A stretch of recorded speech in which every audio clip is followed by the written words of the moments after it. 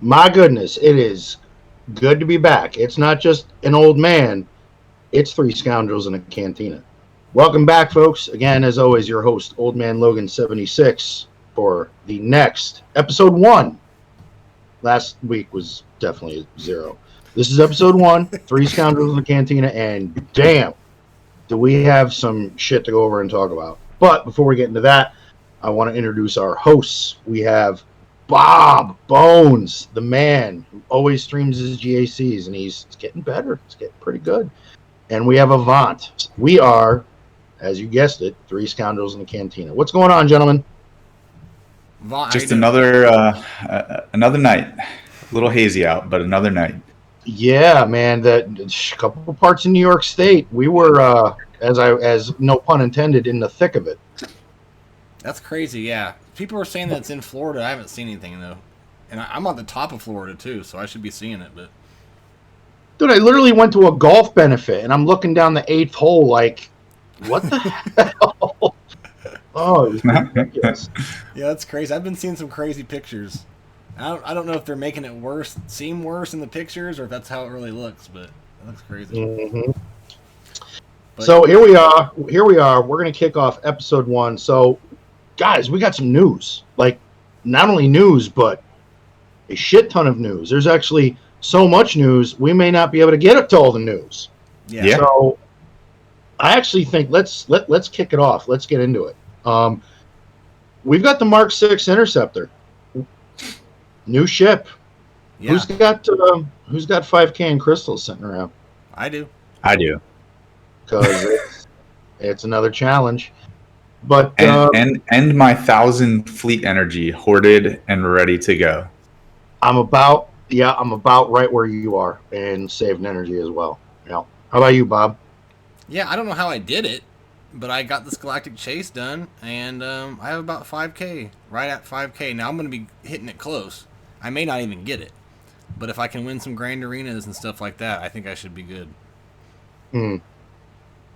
Well, let's get into it. Bob, you were on kit duties? Yeah, I'm trying to move Avant's head out of the way.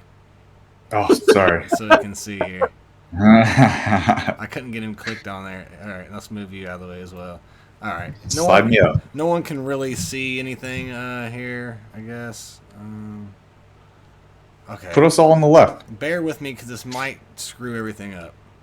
And it did. God dang it. And I don't know how to fix that. See, there you're back. Now you're gone. Let me do this. Let me try this. Are you guys back? Okay, we'll do it this way. Clear. Drink in hand, ready to go. We're still trying to figure this. All right. And can you see it still? Okay. All right, so the Mark 5I, a.k.a. 6 Interceptor, the pilot Sith Empire Trooper. I'm still learning my Roman numerals. I know. It's okay. It's all right. It has a tank pilot, but it is an attacking ship. It's Sith tags and Sith Empire. I'm not going to read the key attributes. I'm just going to go through the kits. No, just go. That's fine. Just go right to the abilities. All right. So it's basic deadly stack. Deal physical damage to target enemy. Mark 6 Interceptor gains additional effects based on how many stacks of Devouring Swarm Mark 6 has. If below 10 stacks and another non-capital Sith ship ally is active, gain 10 stacks of Devouring Swarm. If above 20, gain critical damage up for 2 turns. If above 30, shock to target enemy for 2 turns. If above 40 stacks and the capital ship is Sith Empire and it's Mark 6 Interceptor's turn, lose 40 stacks and instantly defeat a target enemy and annihilate. And what Devouring Swarm does is it gives plus 2% offense per stack. So what do you guys think about that? Annihilate on basic. Pretty cool, huh? Sounds pretty OP. Yep. And you'll find out a little bit more how fast you can get in it because the kit makes more sense. The key is that you need 40 stacks of this to get to that Annihilate. So you're not going to start with 40 if you put it in the starting lineup, but we'll get to that. Yep. So the special number 1, can't outrun this, cooldown of 4. Final text, deal special damage to a target enemy and call another ally to assist. Mark 6 gains accuracy up for 2 turns and 10 speed at a cap of 100 and 10 stacks of Devouring Swarm for the rest of the counter. All enemies are inflicted with potency down for 2 turns. So we're just setting ourselves up for the Annihilate, right? Oh, no, we'll get to that. But what do you guys think about that? Anything cool? I guess the speed. Well, the speed bonuses are good. And just the Devouring Swarm. It's a question of, I'm kind of sensing that this ship is definitely going to be a reinforcement. I think so. Because you're definitely there's also something that wasn't the whole kit, right? Were you reading there was more? No, there's plenty more. Spoiler alert! It's a reinforcement. You're right. You'll find out here in a minute. So I think that the speed bonus is nice. It's going to depend what the base speed of the ship is too. So I don't know if we know that yet or not, but I'm not sure. Yeah. Special 2, the Devouring Sacrifice, cooldown of 3. Deal special damage to all enemies. All allies gain tenacity up for 2 turns. If Mark 6 Interceptor has more than 4 stacks of Devouring Swarm, lose 3 stacks of Devouring Swarm. Mark 6 gains Retribution for a turn. All allies gain crit chance up for 2 turns. It inflicts enemies with crit damage down, speed down, which can't be evaded or resisted for 2 turns. Speed down's always good. Anything you got to say about that one? No, speed down is quite nice, especially in ships. Yep. Yeah. It's unique. Devastating Sensation. This is where it starts to get juicy. Yep. Here we go. At the start of battle, Mark 6 Interceptor's max health is set to 1, and it has no protection, which can't be prevented. Mark 6 is immune to damage over time, max health changes, and max protection changes. Mark 6 starts with 10 stacks of Devouring Swarm, and can't be defeated or destroyed while it has Devouring Swarm. When the Mark 6 takes damage, it loses 2 stacks of Devouring Swarm, and it dispels all debuffs on itself. If Mark 6 has no stacks of Devouring Swarm, Mark 6 is immediately destroyed. When Mark 6 has Retribution, its attack ignores enemy protection. When Retribution expires, gains 5 stacks of Devouring Swarm, doubled if dispelled. Whenever an ally gains defensive up, Mark 6 gains accuracy up and advantage for 1 turn and 2 stacks of Devouring Swarm. Alright, can you guys interpret that? Because I was just reading it, just to get through it. So I need you to tell me. It's like B1, obviously. Well, is there anything else to take from that? I think, honestly, the reinforcement ability, once you read that, then I think Avant and I will, because I've already read it. I know where this is going. Mm-hmm. Okay. And it has to do with the reinforcement ability. All right, and that's the very last thing. It's not very long here. Yeah. Also, ignoring protection is like the anti-Houndstooth, right? Yes, it is. Straight after health, so it's going to stop your Executor counter. And ignoring protection is so crazy. Like, that's such a good thing to have, for sure. Especially in ships. Okay, so his reinforcement, the Supreme Empire. Enter battle, gain 5 stacks of Devouring Swarm for every ally reinforced ship. So how much is that? You can get 2 more? It's about 15 stacks? 15. Okay, if the capital ship is Sith Empire, Mark 6 Interceptor gains 30 stacks of Devouring Swarm instead for every other ally reinforced ship. Mark 6 gains a stack of Ferocity for 2 turns as well. And that's it. So you're basically getting 45. You already have the ability coming out of the gate from a reinforcement to instantly kill something. You are now given the choice whether you want to insta-kill something or not. You can take maybe a couple of hits or 2, but due to the unique, you're able to regain stacks. So this ship is going to be a pain in the ass, considering you're going to be dealing with whatever the kit for the Leviathan is going to be, plus Malgus' ship, which most people have at Relic 8 or 9. Well, so this ship is a dirty addition, in my opinion. And then the we don't even know the kit to Leviathan, but you know it's just going to enhance its abilities even more with some kind of synergy. So, I mean, it sounds to me like this is setting up the Leviathan to be the best ship, with it shutting down Executor completely and maybe giving the Profundity a slight chance. The same way the Executor had like a slight chance against Profundity, but Profundity was definitely better. And that's how it should be. It has to be a way to be defeated, even if it's tough. Even if you Yeah, have to up some relics on the Profundity, maybe. If they make it unbeatable, then people are going to get frustrated and quit. Because even Reva can be beat. Barely, but she can be beat. And if I remember correctly, and the ship for Darth Malgus' kit, there's an ability that gives everybody reinforced. So that's going to get done even before this ship comes into the fray. So this literally is, you're going to size up your competition. It's going to come in, and you're going to make a decision.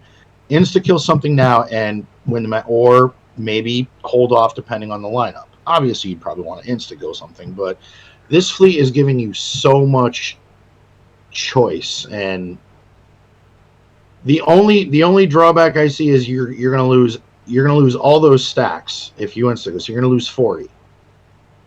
So then your ship is basically a Japanese zero. It's paper thin. Yeah, and so this is where the kit is interesting, right? Because if you come in with 45 stacks and you decide you're gonna kill something, now you have five stacks, and if your opponent has Profundity and they get a couple out of turn assists, it's gone. Unless the Leviathan has some kind of anti-assist component to it. Or just some kind of crazy pre-taunt type of thing. I don't know. Yeah. Yeah, the Sith Bomber is going to have to be super, super tanky. Kind of crazy pre-taunt. Jesus. I hear some feedback from somebody. That was my phone. My bad. Oh, okay. Yeah, it's interesting. I'm excited, guys. It's the most excited I've been about a GL ship in a while. Now, what do we think of the pilot? That's going to obviously transition to the next big news, but let's talk about this for a minute. I mean, it's a tune that's a tank, but this ship is definitely not a tank. I mean, I don't think that the ship has to be a tank because the pilot's a tank, you know? Well, I'm kind of thinking just in terms of, maybe relic material. You may not want to put Sith Empire Trooper to 9, but putting him to 8 and giving him a boost to his damage, to his ship wouldn't be a bad thing. Yeah, that's true. I didn't quite understand your question, but yeah, that makes more sense now. Like the stat boost from the relic levels. Yeah, and again, we're going to get into this definitely with the Leviathan Rex, but this isn't that most people, if they had relics, would normally just stop at 5. Like, he did what he was intended. He soaked up hits. That was it.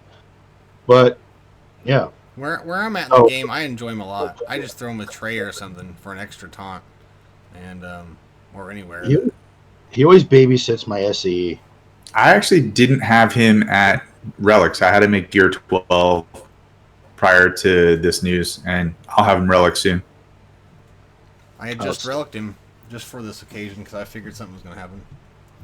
I had everybody but Ebony or Eben Hawk, whatever that Eben is. Hawk. Ebony Hawk. The Ebony Hawk, the finest ship in the galaxy. There's so many people who've never played that game, which is a tragedy because it's probably awesome. It's an awesome game that has ever existed. Yeah. So how are you guys? I mean, what do you guys want to do? Are you guys good on the kit? Do you want to move on?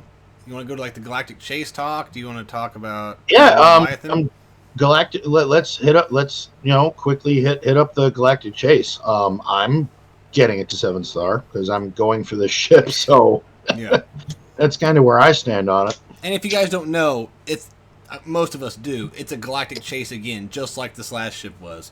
And start hoarding now. If you're going to go all in on for it, buy it today because it starts tomorrow, right? Yeah, at the time of this stream, it's going to go live in, 6 hours or something. So yeah, if you're listening to this podcast form, it's too late. It's already started. Yeah, that's true. So I'm good for it. Are you two good to go on it? Ready for the chase? Yeah, ready for the chase. But, I mean, I just... For a lot of players, this is going to be rough. We just got over one. Depending on what you invest in it, you're now facing another one. The new Conquest is due to launch in about, what, 3 days and change, maybe closer to 4. Yeah. So, yeah, it starts Monday. So these are trying times when it comes to crystal expenditure. There's a lot of people are going to have to make a lot of choices. I will And I will say that it's way friendlier than a marquee. You know, it's a way free to play to get it sooner rather than later. yeah, So, how did you guys feel about all 3 of the new CAW wrecks becoming farmable? Like, I think it's not as good as it seems. It caught me off guard. That's never happened, right, fellas? Usually it's like not it's like spaced that. out. Not that I Yeah. recall. Not like that at all. I didn't see that coming, and I think that that's just like to make you choose, right? And I mean, you could probably even at your level, Logan. Do you think you could do both at the same time, like Leviathan? Because it's only Gear 12 requirements for these guys. You know? No, I can't. No, even with me being a spender, I've got to pick one. Yeah. I don't spend those kind of dollars. I just And that they usually do will that. I, Sorry, go ahead, buddy. I didn't mean to interrupt. well, like I will end up buying some spare crystals to make sure that I get this galactic chase done. The second the Leviathan hits, it'll take a vault and probably a crate. I'll be right back, guys. No, you're good. And even after the crate, I should still have a little bit left over, but Okay. I can't do both. I can't put 3 more characters to 7-star Gear 12. And just looking at the importance of my account, it's to me it's a no-brainer. I have to go after this ship. I mean, Cal's not going to be better than Leviathan, so I'd tell everyone just to go for Leviathan if you can. But you know, Cal is a nice little new toy that some people that can't get Leviathan could legitimately go for, because it's set up pretty nice for everyone to do. Well, I think what's going to happen is he's going to come out, and then people that spend so much more than us are in much higher guilds. It's going to get figured out where he may be useful in regards to Conquest or GAC or TB or TW. Some sort of comp will form. But for me, it was Leviathan is just more important right now. But you're right. It is strange how they released it. We don't have a kit for him yet, do we? No, we do not. No, we do not have a.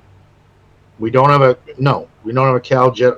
No, don't have that yet. So something makes me think that we don't have the kit for Leviathan yet either. I think they're going to almost come out at the same time. We'll ask Avant here in a second when he comes back, but that's what it seems like. Avant, I'm sorry. Go ahead, bud. Well, no, I was going. Now that Avant's back, I was going to ask all 3 of you. What are your guys' prediction?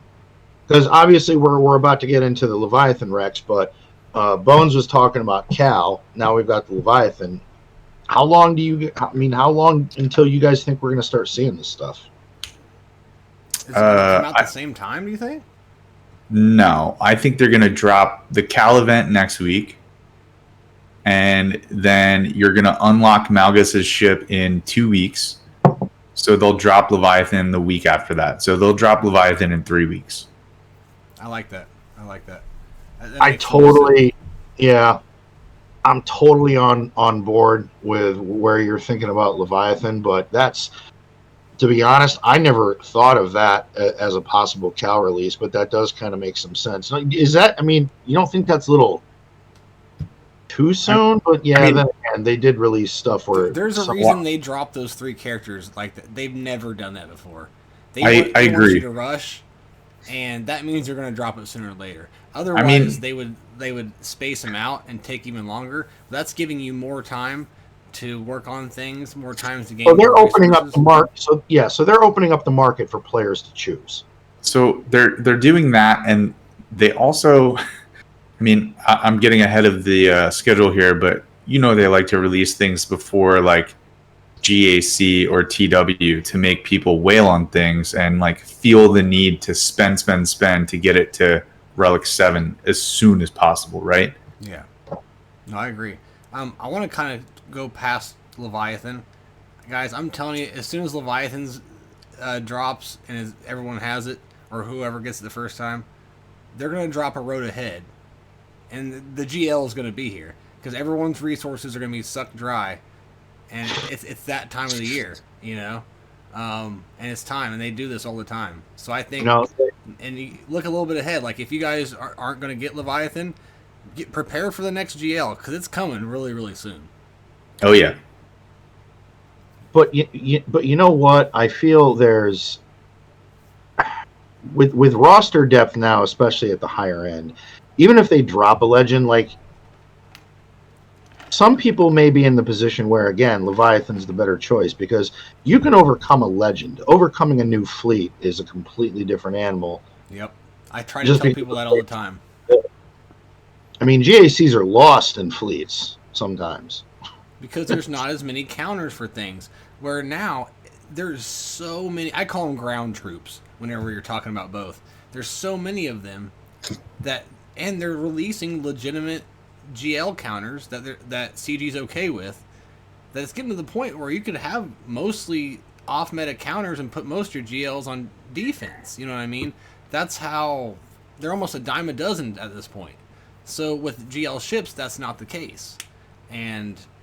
there's like one maybe counter to every one of them, and until you get to the older ones, then it's a little different. But they're most definitely the most important, legend in the game right now. Maybe that'll change when you get 3 or 4 more in the game, but where we're at right now in the game, like I'm telling you, like if you're wanting to know what to farm and you can, go for this, because go for Profundity, go for Executor if you don't have them, because they're more important than most GLs. I think you should have 2, maybe 3, but after that, go all in, on ships. All right. Well, got some wisdom from Bob. Good stuff. But one more thing, as all beginners, I say in the first year, go all in on ships. However you want to do that, completely focus on your ships. You know what? I can actually piggyback on that a little bit, because for the longest time, and my son, who played for a long time, he gave it up, but he knew years ago my ships were kind of in dire straits, and I had to put a lot of work into them to get them up there. Yep. Yeah, so. And a lot of people don't want to do that. They want to work on the fun stuff, the cool characters, right? But well, it's not just that, but it's also a pain in the ass, the fact that ships aren't accelerated. If you've missed out on a few, they're a pain in the ass to farm. And then you're thinking about, ground tune roster depth. And shit, I could be working on bounty hunters or shoring up my Night Sisters or working on Imperial Troopers, but these fucking ships aren't accelerated yet. Yeah. Yep. Yeah, and like I said earlier, Ebonhawk, 4-star, man. Luckily, it's Cantina. Luckily, it's not a hard mode. CG wants to do a fucking quality of life, and that's another topic we're going to get to later. Good night. But CG wants to do a quality of life. Make fucking ships accelerated. They don't have to do as many, but the really old ones, come on. Or how about we get the fleet loadouts like they said we were going to get? I was just thinking about that the other day. That is true. You know what? Brother, you just came on and dropped a bomb. We did hear about that shit, didn't we? Oh, and we haven't heard one thing about it. How hard is it? How hard can it be? Come on. No idea. Well, let's do the old thing that most people do, which is called the transition. So we covered that ship. Seems like it's going to be pretty solid. Very interesting kit. But we got the requirements for the Leviathan. And, Yep. Well... Yep. So, for the people who are listening, not watching, but listening, let's go through them real quick. So we're going from top to bottom here. R9, Darth Revan. All right, now, real quick, as we go through these, let's also talk about with each tune the benefit, if any, of bringing this tune to Relic 7. Yeah, I like that, for sure. So, yeah, R9, Darth Revan. I feel like you can do the same thing with an R3 as you can with an R9. What do you think? I mean, yeah, I personally brought my Darth Revan to Relic 8 just because I wanted him to hit a lot harder. So it wasn't it wasn't a huge stretch for me to bring him to 9, so I did that. But really, he's not. Darth Revan at Relic 9 is not really moving the needle in what his role is in a Darth Malgus team. It's not. Yeah. I mean, a good You Darth guys, Malgus I'm really counter- sorry. Give me a second. I'll be right back. You're Oh, good. no, brother. you're good. You're good about. Like a Relic 9 Darth Revan is gonna do his job that a Relic 5 or maybe even a Relic 7 would do. I mean, Yeah, I agree. But it could be worse, right? It could be Lobot or some dumb shit. So could be worse. Could be worse. But the good thing is he's Relic 9, so for that capital ship, the ship it'll have max speed. It'll like its stats will be where everyone else's are. Yeah. And I actually like how they did that with the profundity. So same thing. Yeah, because it doesn't mean their kit's going to be better than the profundity. It's just that the required pilots are going to be much higher relict. So, if you go in R8 all your profundity pilots, there might be a chance you could deal with it. I don't know. We'll see. But I just feel like you're going to be pressured to put more relics on your profundity if you can't get Leviathan. And possibly it can go toe-to-toe. I don't know. Well, until we get a kit, we're not going to know that. Yeah. But on the Bob did the first one, I'll start the second one. So we also have a Relic 9 Darth Malak now. All day. That's fine. I put my Malak to Relic 9. I mean, I can't complain having a Relic 9 Darth Malak. I think it'll be cool looking. It'll be nice and shiny. He's one of my favorite characters in the game. He's a tank. You always say, like, do your tanks first, right? R9s. Like those. Well, again, and again, for earlier players, obviously Relic 9 is a huge decision. But if there's one that's really close to your heart and one you want to do, you really can't go too wrong with Darth Malak. Yeah. Do I think a Relic 9 could go better elsewhere? Absolutely, because again, a good counter against a Malgus team is going to beat it whether your Darth Malak is Relic 9 or Relic 8. You're going to lose. Yeah. But in terms of it's going to help you out in TB. It's going to help you out in Conquest. It's just that added survivability. So yeah, I don't think Darth Malak's a bad choice. So, Avant, we just we're going through. No, you're good, man. You're good, buddy. I know how it goes. I'm sorry. Yeah. Kidding me? I've been there. I've had little ones before. They didn't have streaming when my kids were toddlers. Also, man, if you need to go for a bit, man, do your thing. It's okay. We got it handled, my friend. And you don't have to tell us if you just need to get up. It's okay. Okay. So we're hitting up the Rex, Darth Revan's at 9, Darth Malak's at 9, but for each one, we're also saying, is there any other benefit bringing this tune to that relic level other than you need it for the Leviathan? Absolutely. So the Darth Revan is going to be the pilot. So it's going to level the playing field with everyone at an R9 Revan, right?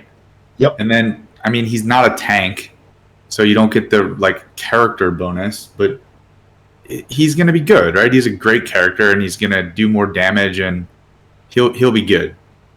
And sure. Malak is a tank, and him at Relic 9 just sounds menacing. Yeah, that sounds like awesome. Like I said, I could just being able to see him in my roster will be cool. Oh my god! All right, so who wants the next one? We got Relic 7 Sith Empire Trooper, another tank. So what's your guys' thoughts on that? It's good. It's always good to have a tank at R7. Same.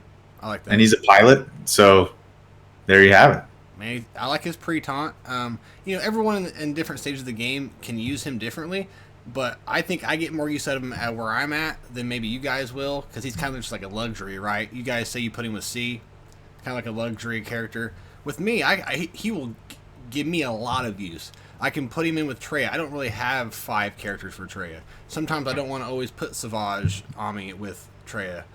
So sometimes I need some more characters there, right? So he'll help me out. The pre-taunt on a trade team helps because my first of all, my Scion isn't relict, and it takes him forever to just even get a taunt going. So he just really helps me out as far as where I'm at. So I'm excited about that too. I think it's pretty good.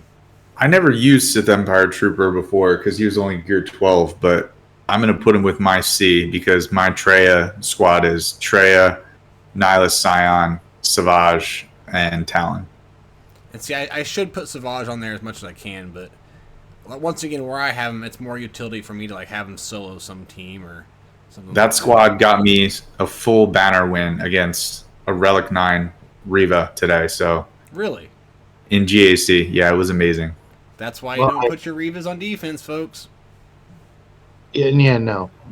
But then I got completely blasted for the rest of the GAC, so it's fine. I lost mine too. I won. I'm happy. So you did win that, Bob? Sorry, I couldn't stay. I was at work. It was I just a wanted classic. To It looked like I would have lost, right? Dude, I was getting holds all over the place. Oh shit! But everyone was giving me shit. They're like, yeah, this guy doesn't know what he's doing. Because he was like preloading turn meter and all kinds of stuff. It blew my mind, but he only cleared one territory. So, Wow. So my only thought on Relic 7 Sith Empire Trooper, and I've got a hot take on this real quick, and I did mention this in Discord. I believe this is a potential Relic 9 candidate. So not only are you getting the benefits from the tune out of him being a tank, but you're also making that shit pretty damn potent. that's true. Yeah. So I think this is, again, Relic 9, for a lot of people, it's a luxury. I was just going to say that. Solid. This is a solid contender in my opinion. What do you guys Anytime you take a tank to Relic 9, it's going to be good. Yep, and he's a pilot all day. But I'm taking Chrysanthemum to Relic 9 before Seth Empire Trooper. Personally. Avant. Avant, he's so good at 9. I know. He's such a beast. Absolute beast. Yeah. I will never R9 anyone unless it's a requirement. Ever. I did it that one time for Admiral Aratus or whatever. Worst thing in the entire game I've ever done. I have to do that twice right now, very soon, and then R7 5 more characters after I R9 2 people. Well, speaking of the Sith Empire Trooper, we also have Relic 7 Sith Trooper, the Lobster. So I love this pick. You obviously already have the Thai Dorito. He's a really good tune. He works amazingly well with First Order. For early game players, he could also work with Sith depending on where you are in the game. Mm-hmm. And he's a pilot. For me, he's a really good candidate for Relic 8 for all the extra damage he can put out. So I have no problem putting him to 7. And he works with strangely First Order and Sith, so it's kind of cool the things you can do with him. So. Yeah, cool character too. His kid is awesome. Yeah, Red Stormtrooper. Come on, he's cool. I don't like the sequels, but I like those things. Was it from sequels or Rogue One? No, it was from the last movie, Episode 9. Oh, okay. Yep. So yeah, guys, R7 Darth Maul. Oh, all right. Now we're getting into this shit. Now we're the worst of the requirements. Unless they give him a rework or something, this is completely useless. Other than he pilots a Sith ship. And that ship is trash too. Or do you guys use it for anything? Trash. Yeah, it's complete trash. Unless maybe he'll excel with this new capital ship. I don't know. But he is mentioned in synergy with the kit we just read. How's that? I didn't see it.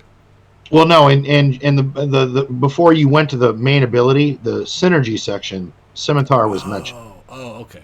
Got you. So I think there is going to be a place for him, but again, it's a shit tune that has a shit ship, and until Leviathan hits, you're dumping relic material into something that. But he might be. Sorry to interrupt, but he might be the key to keeping the six interceptor from getting a bunch of stacks hit on him, right? Because he can force a taunt on somebody. Isn't that right? Stealth everyone. Yeah. Well, yeah, I mean, you bring up a really good point, Bob. For all we know, the Scimitar could be one of the starting 3. Yeah. I could see them making that. I mean, he fucking sucks, so you got to give him some kind of purpose in the game. Even if it's that, I'll take it, I guess. If you look at the ships we have to work with, the Sith Fighter, even with the Marauder, it's still a shit ship. Its kit is so outdated. So unless the Leviathan somehow makes that ship a little more relevant. Sith assassin, you mean? Or I'm sorry, yeah, the Sith Assassin. Yeah, that ship. My bad. Um, so you have that ship. Obviously, the Marauder, that bomber, is going to be a thing. Darth Maul, we don't know. I don't know if you'd want to.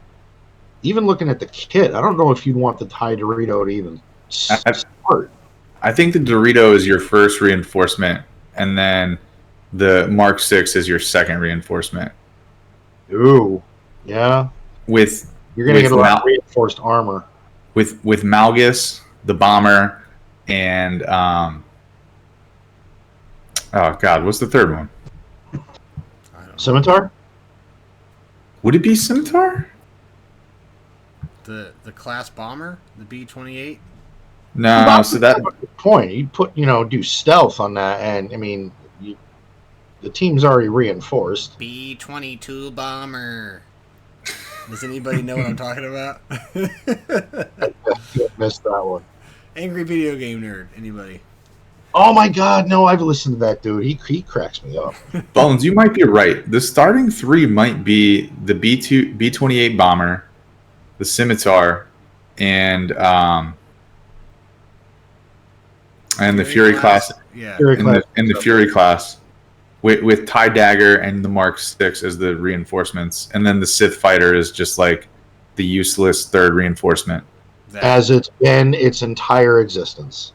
Unless they touch it up or something. Like, who knows? Maybe when they release the Leviathan, they'll, like, touch up kits or, like, add abilities or something. We don't know yet. They haven't done that in a long time. But we definitely know that the kit in the Leviathan is going to boost up Sith ships exponentially. So yeah, absolutely, we don't have a kit, to go off of yet. But I mean, look at what Profundity does to Rebel ships. Can you imagine with these? I mean, Malgus' ship alone, that kit was nasty. Now you've just added this one. The Sith bomber actually wasn't a bad ship. It just didn't have a home. Right. So you guys want to move on to the next one? Oh yeah, next one. So Relic 7 HK47. It'll help my 50 RT team out. I was just gonna say I might try him out in an Afra team.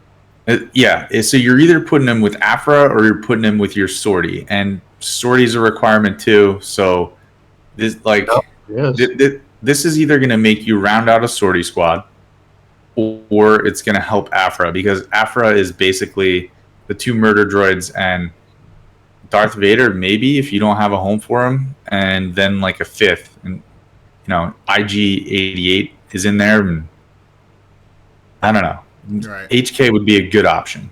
Something I like that they do with these requirements for these GL type things is they kind of give you a setup for a newer team.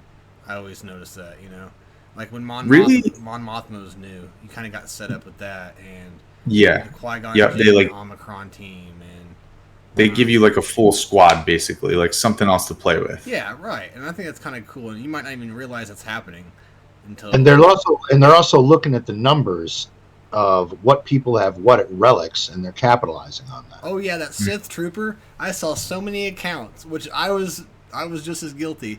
People did every single Sith but the Sith Trooper.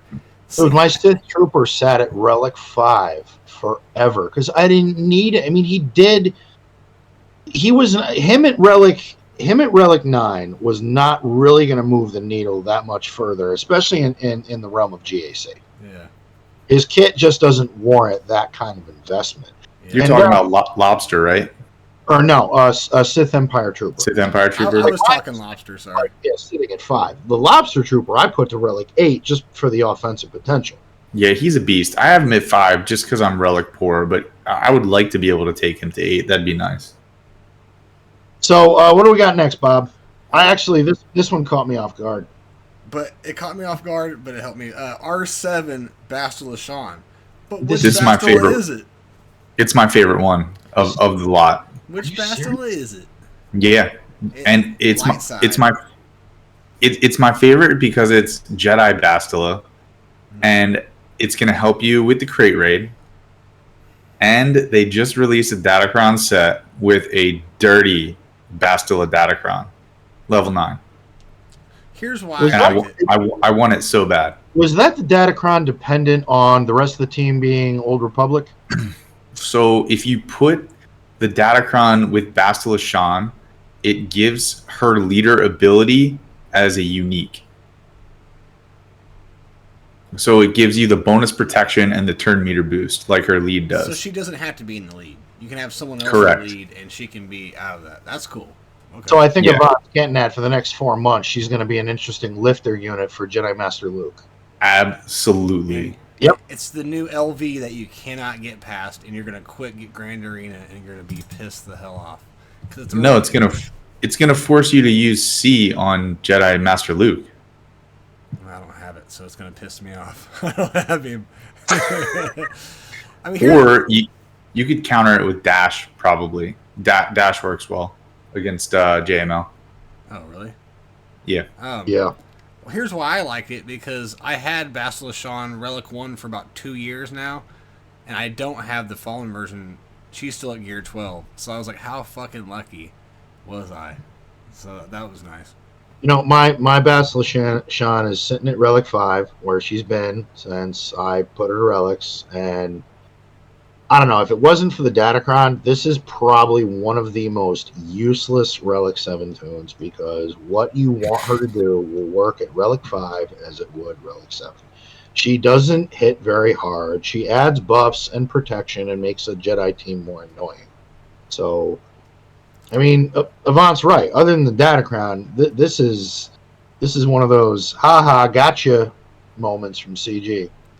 I mean, it for is me, kind of like a trick, like pull the rug underneath you, right? Because everyone's expecting Fallen Bastila Shan. Everybody. Honestly, exactly. And honestly, how many people had their Bastila Shan at Relic 7? also, how funny was it that they released the requirements and Meathead didn't know if it was Fallen or Jedi Bastila? Yeah. Yep, he had to check back Well, on that. that's never mind. That's all meat boy for you. That's all meat. Now, Yeah. I have one question before we move on about that. Does the higher the relics, does that affect her, the protection and everything she adds on to her leadership? No, that's set within her kit. It just increases her stats. Okay. Yeah, but I'll bet you it increases her health, which increases her protection. Yeah, which would increase her protection, yes. But it won't increase everyone else's protection up. That'll be based on their health. Yeah. Well, I mean, if you don't kill her and you don't get through it, the cleanup's Well, going to be scary. for the longest time, shortly after Jedi Master Luke came out, a lot of people were still using Bastila leads because it just made that team so... The bonus protection made it so hard to chew through. It's still hard for me a lot of times. So I just pulled up her kit, and she is like her relic materials, or like basically like her relic stats are going to increase health, damage, crit chance, accuracy, armor, crit avoidance. So she'll be a little more tanky, a little more healthy, and she'll do more damage. Well, a little bit's better than what she was doing. That's true. She hit like shit. All right. Next was Sith Assassin. Now, Blah. Nah. Here's Blah. Isn't there like one niche thing you can do with her with Malgus?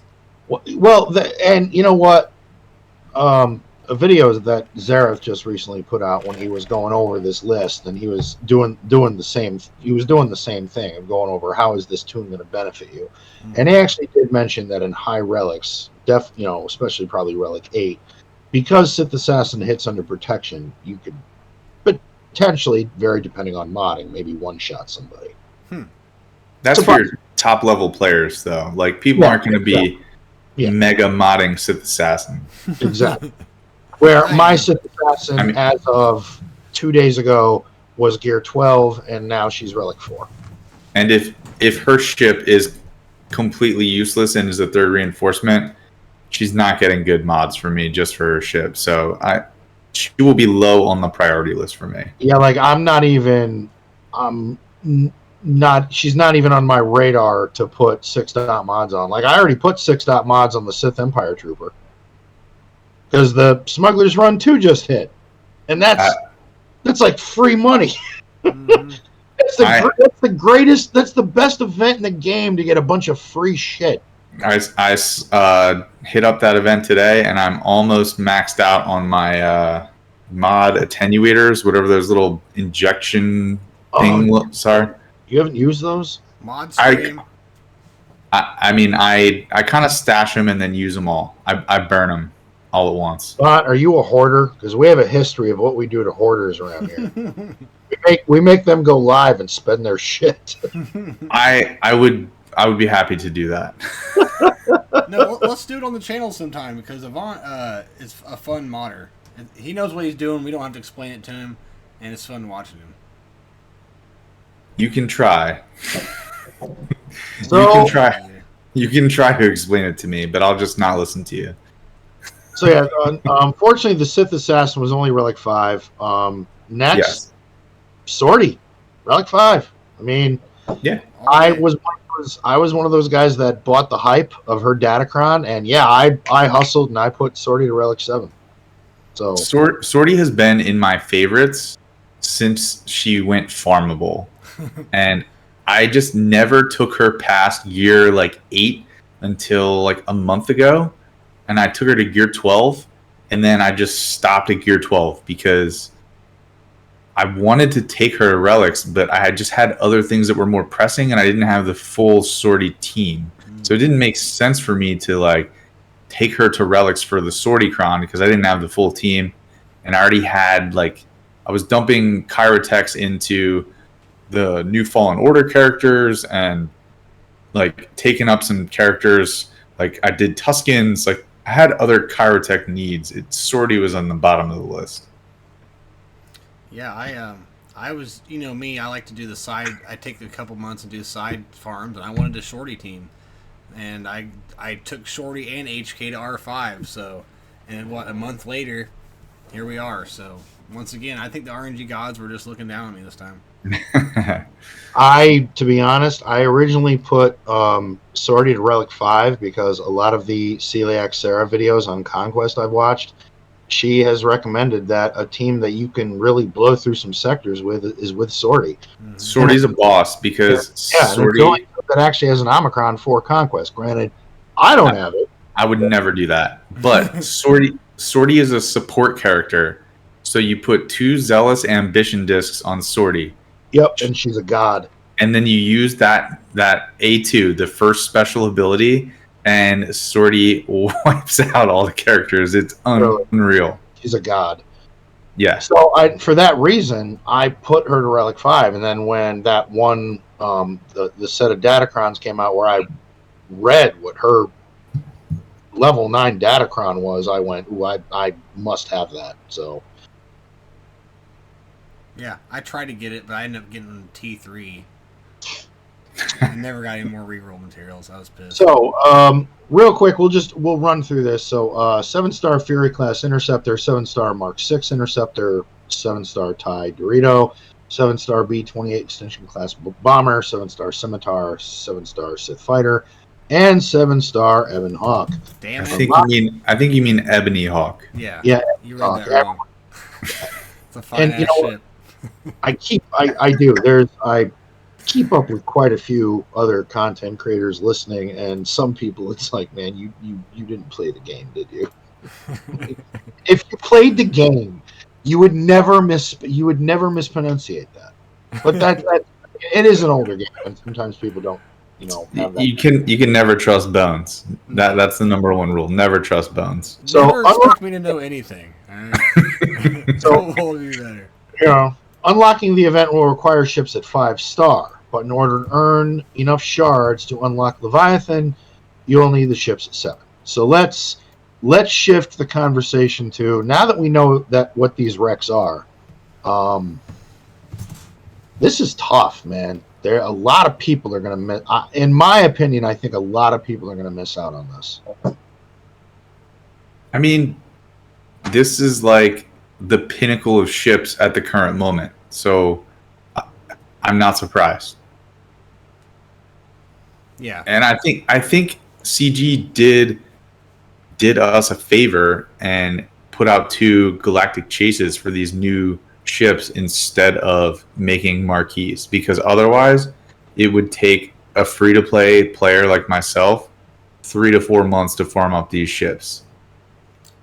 Yeah, I mean, it's free to play friendly. It's not beginner friendly. I think sometimes a lot of us get beginner and free to play mixed together, right? Yeah, but you're not going to be a beginner and be like, you know what I'm going to do? Relic 9 on Darth Revan and Malik. Like, I mean, you're not doing that. You could still get an R9 at like 3 million or 4 million, but I still don't think you'd be able to get this. You know what I mean? So No, but you're either spending crystals on droid brains, and then you have a horrible time getting Gerda keypads, or you're in a guild that is able to earn droid brains through TW, so 300 plus, and then you're earning 1 for a loss, or you're earning between 1 and 5 for a win, depending on what your overall guild GP is. And so you need 40 of those brains.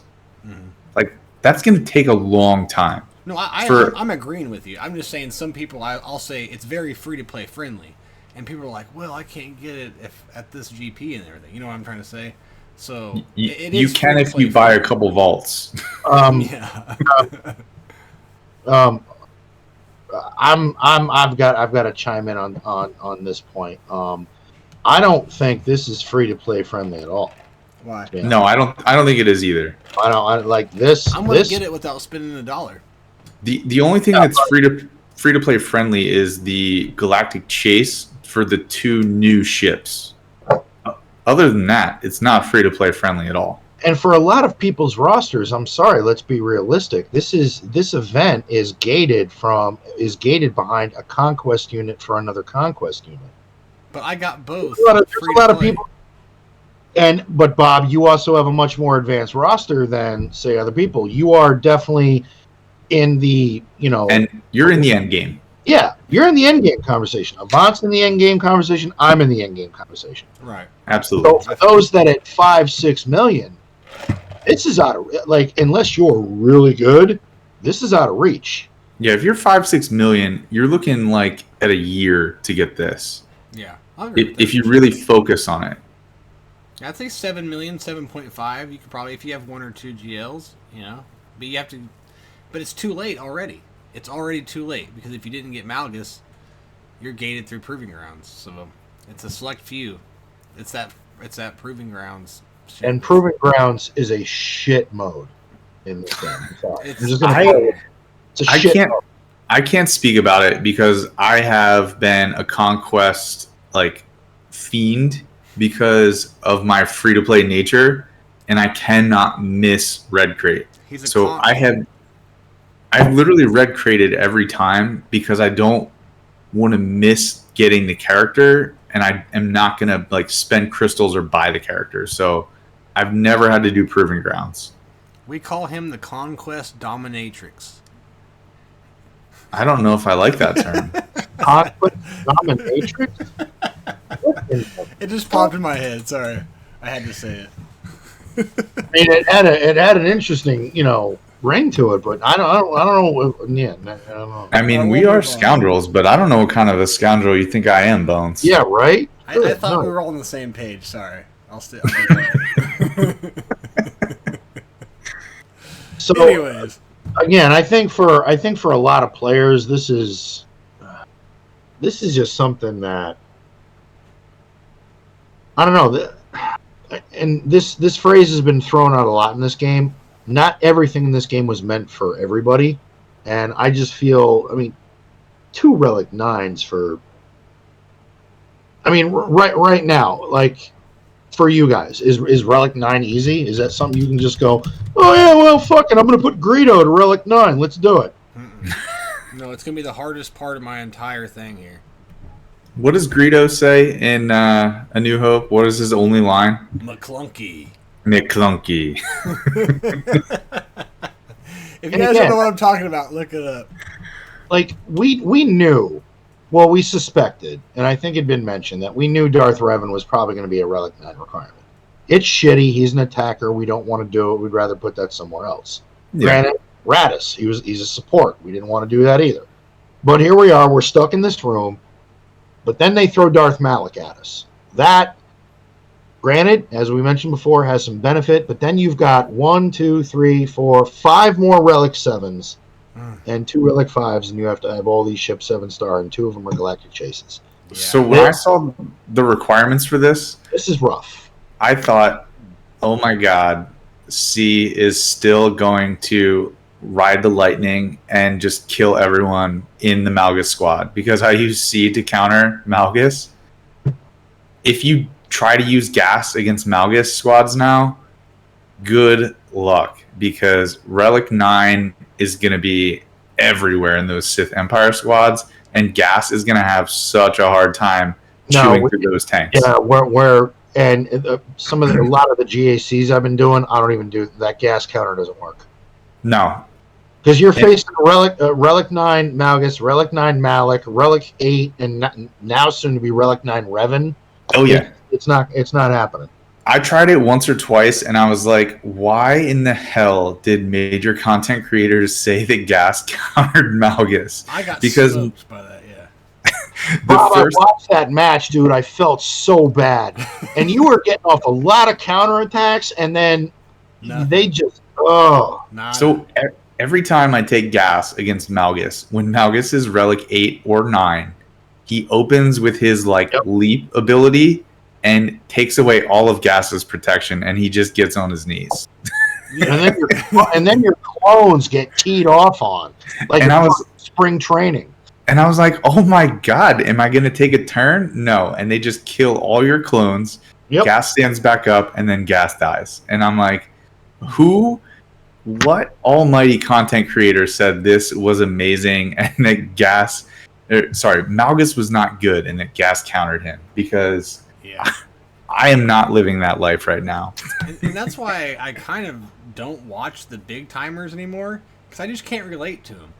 Because I'll be seeing this team that I have, it counters fucking, a GL, and I'll take it in there, and I'll just get blasted in one hit. It's because they have god mods, and you can do ungodly things with, stuff 98% of us can't do. So I don't ever take their advice, because they're kind of out of, at times, I'm not saying completely, but at times they're out of, what am I trying to say? Out of touch with what someone like me will be. Now, you could probably mimic some stuff they do, but where I'm at and below her, I don't feel like people can. Yeah, I do mimic some stuff, and I'll watch some of the top end streamers with their GAC streams and be like, oh man, that's an interesting counter. I never would have thought to do that. Yeah. And then I'll try it, and I'll be like, holy shit, I cannot believe that worked. Zareth usually has some really good GAC streams. If you have some top end squads, he has some really creative counters. So I love that guy. I've learned a couple tricks. I think he's one of the best right now. Yeah, him, Solo, and Calvin do really well at interesting counters. I enjoy watching Zareth's videos for his dry humor and his opening line dad jokes in his videos. You know what? I've had Zareth on, and it took me a little bit to kind of really keep listening to him and finally get it. And now I've kind of become a fan, because at first I just went, "Is this dude serious? He just said that?" And when you said dry humor, it totally made me go, he's the most English British guy I've ever met, because he just has that British dry humor. I don't think he's a Brit though. No, he's not. He's not. He's got the British sense of humor. British American guy I've ever met, because he's American, but his humor is so dry. Yeah. I appreciate it. I think it's hilarious. It is, but after a while, you just go, "Oh my God!" You just said, yeah. And I've said this before, but I actually went up against him in Grand Arena. I actually have it on YouTube. Oh, was that? Did you go up against Professor X? Professor X? It's his alt account, I think. Yeah, that's his alt. Of course, I was embarrassed by my mods and everything else, but it was still cool getting to play him. But you know what? I will say, for anybody that wants, whenever a new season of 5v5 or 3v3 is going to hit, if you want some really good advice on defense and offensive teams, check out Zareth's channel. He knocks those videos out of the park. And he has ones for endgame, ones for lower tier rosters, and he does. And then he's doing a new series on like a 4 million GP roster too. So he's really informative, and he has some really good content. Definitely check him out if you haven't And watched. also, he's got the man's got a special place in my heart. He's also a vet. So It's amazing how many vets are content creators for this game. yeah, I was thinking that too. I had no idea. It's pretty cool. Also, one other awesome content creator to check out. He'll tell you what not to do. Me. Anyways, we got anything else to say about the old Leviathan? Again, I think this is really steep. I think a lot of people are not going to get this the first time. There are some curveballs in here. They're not insurmountable, but I mean, come on, folks. We know what this game is. I just want to say it's fine. Insurmountable if you break out the credit card. It's fine if you don't get it the first time, right? Right. I'm not going like to. don't be upset or mad or angry if you don't get it the first time. It will come back every month, just like the Executor and Profundity events have done. So if you really want the ship, just keep working on it, on the requirements, and you'll get there. Unless they want to fuck you like they do in the Grand Inquisitor. Then it'll come around every 4 months. Well, I think the other thing about these requirements is that, for people that, like Bob, for you, for instance, 2 million GP below you, this is not a ship that these folks are going to see. Yep. A lot of mid-game players are not going to see this. So it's not something that's going to be on their radar. This will come through roster progression. But for more people where we're at in the end game realm of the game, it's like I have to get this. I've kind of taken my foot off the gas a little bit on GAC. I'm not paying as much attention because honestly, I'm not gonna lie. My guild is pretty close to getting the 265 box in the raid, and those materials. Oh my! I very nice. I feel in some respects, especially at the higher end, the game has changed. And I mean, you obviously want to win your JACs. You love those extra credits or those extra crystals. And if you feel like you can really win it, you win it. But if I'm looking at my opponent, and they completely mod me, and there's some days that I just don't put in the effort because. Yeah, that was me today. So what do you get in the 265 box? What's so great about it? The material you get to buy, especially impulse detectors. Yeah, the MK3. Yes, the MK3 increases like by over 1,000. Okay, I see.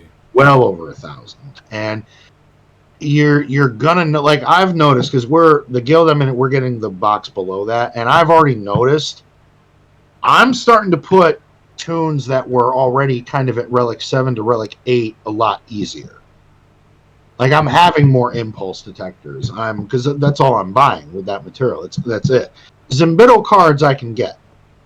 Yeah. And this is the beauty of the new raid and the new loot system, because people can hate on like the lesser amount of rewards, but you're getting currency to take you to higher relic levels, and you're getting currency that you can use on what you want to use for taking characters to gear 12 or gear 13 with MK1 and MK2 respectively. So I'm all for it. So I guess, God damn it, that was a good transition, I think, into our next topic. So you're welcome. Hold on. Do we want to do the thrift store, or is that later? Oh no, shit, no. Let's do. No, that's right. No, because I wanted to save that for last. With the territory. My blood pressure is already at a good place. We'll save it going out of whack for later. Okay. So yeah, coming up next. Yes. Shopping with Avant Docs. That's right. So for all you folks that want to get the best bang for your buck, We want some good tips, advice on you wake up in the morning, you're sitting on a boatload of energy, you wake up, you go to the bathroom, you take a shit, you want to know what you're going to spend it on. This is the segment for you. So without further ado, Avant, hit us up with the thrift store. So this on this week's episode of Thrift Shopping with Avant Docs, we're going to talk about guild currency and not the old guild currency. Well, we'll talk a little bit about that, but specifically the guild currency you get from the new raid, which is your MK1, 2, and 3 raid tokens. But let's start with the guild tokens, which is the old, like, orange coin-looking currency. I spend that exclusively. If you scroll down to the row that has the first characters, the very first one on the left. Bob, can you pull up the store on your end and share that so people can see what he's talking about? I can share my screen if you want. Yeah, no, go ahead. Yeah, that way everybody can see what energy part you're talking about. All right. Do you want me to share mine, Bob, or do you want me? I think it'll mess up all our cameras. Okay, well, you pull it up then. You just keep talking, and then I'll try to get something pulled up. I don't know if I can, though, but we'll see. No, it's fine. Don't trouble yourself. Don't trouble. No, it's cool. So with your regular guild tokens, which it's interesting to me, they used to be orange, but now they're not orange. Now they're like golden. They changed the color of them. But basically, this is where you're going to get materials for your chromium transistors. You're going to buy MK7 Blast Tech weapons mod. And you can buy 10 of them for like, it's either 100 or 150 currency. And that's going to get you, let's see, that's going to get you 34 chromium transistors for like 100 or 150 guild currency. So that's really, really good. So you should never have to run out of the chromium transistors, which, if you're wondering what the heck I'm talking about, it's the third piece that you get from the scavenger. So it's not the carbonite circuit boards, not the bronzium wirings, but the chromium transistors, the third piece. So I basically spend all of my guild currency on those and on MK3 hollow projectors so that I can craft those for Erodium heat sinks. No, that makes sense. Yeah, no, that totally makes sense. So that's what you should be using that currency on. And then you have the new currency from the crate raid, which are your MK1, 2, and 3 raid tokens. Now, the MK3 ones are the sweet ones. And that's what you're going to be using for your high relic materials. Taking characters to like Relic 7, Relic 8, Relic 9. You can buy Zinbiddle cards. It's a good deal, but it's an even better deal for you to buy either impulse detectors, arrow magnifiers, or gear to keypads. I'm probably going to use mine exclusively for gear to keypads because the rate of like materials for gear to keypads with those Gear 12 Plus pieces just like crushes my soul, and I cannot, like, it hurts me to do that.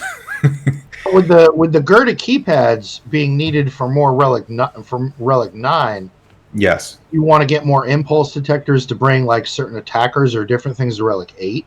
So it depends what you need, right? And so in the spirit of Leviathan, I'm going to be using my MK3s for gear to keypads for my 2 Relic 9 characters. There you go. All right. Yep. And then once I finish that, much like Bones, I don't take characters to Relic 9 unless they're requirements.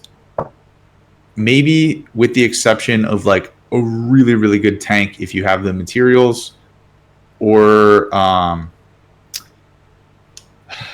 that's basically it. like JML or a really, really good tank. And then your MK2 raid tokens, that's where you're going to spend and get your your Gear 12 Plus pieces. So the pieces on the right side that take you from 12 to 13. You should never ever use shard shop currency for Gear 12 plus pieces. It's a bad deal. The value is very It is a bad deal. it's very poor. And so you should use this MK2 raid token currency to get your Gear 12 plus pieces, and then use your shard shop currency for your Gear 12 pieces, the pieces on the left side, to go from 12 to 13. And then your MK1 raid tokens, this is really dependent on like where your roster is at and what you need. You can buy holo projectors, you can buy carbantes, you can buy stun guns. So many of them. Personally, I never thought I'd say this. I have enough carbantes right now. I don't need carbantes. Same. I have been spending my MK1 raid currency on credits because I'm credit poor. I want to level up mods, and for some reason I haven't been bringing in credits the way that I used to, and I've literally been buying stacks of credits. You can buy 1 million credits for 625 raid 1 currency. So that has been a topic that rumblings have been occurring about the credit crunch. So personally, I've been using my MK1 and buying credits, but you can use it. And what I like to do is I like to stash the purple gear, because when it comes time to take a character up, I like to have all my purple gear up and in surplus.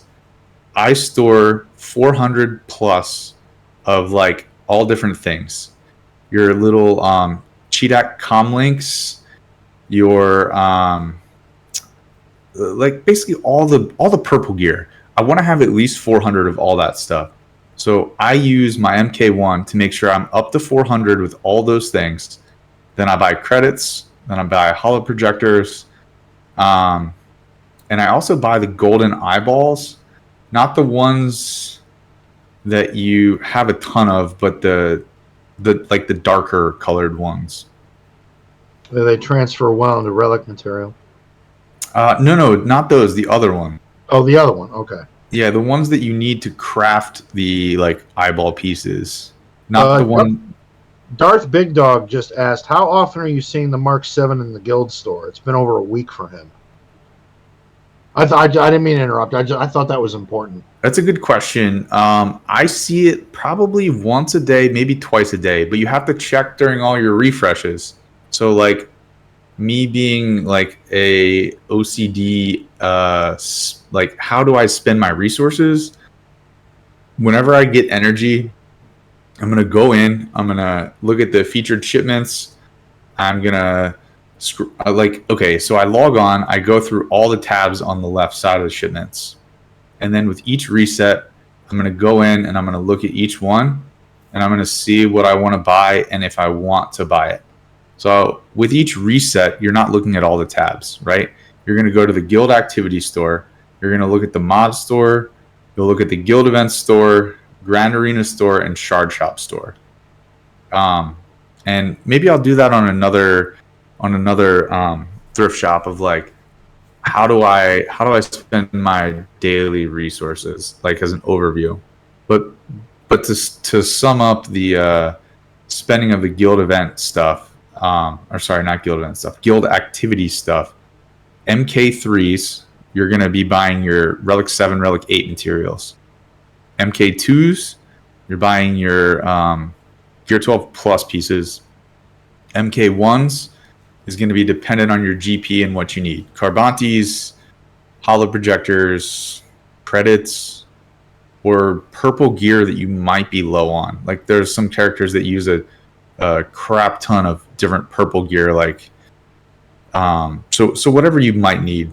And if you're even more early game than that, then you're buying character shards, things like low gray or oh god, what were the ones in the guild store? I feel like you could buy General Grievous, low gray.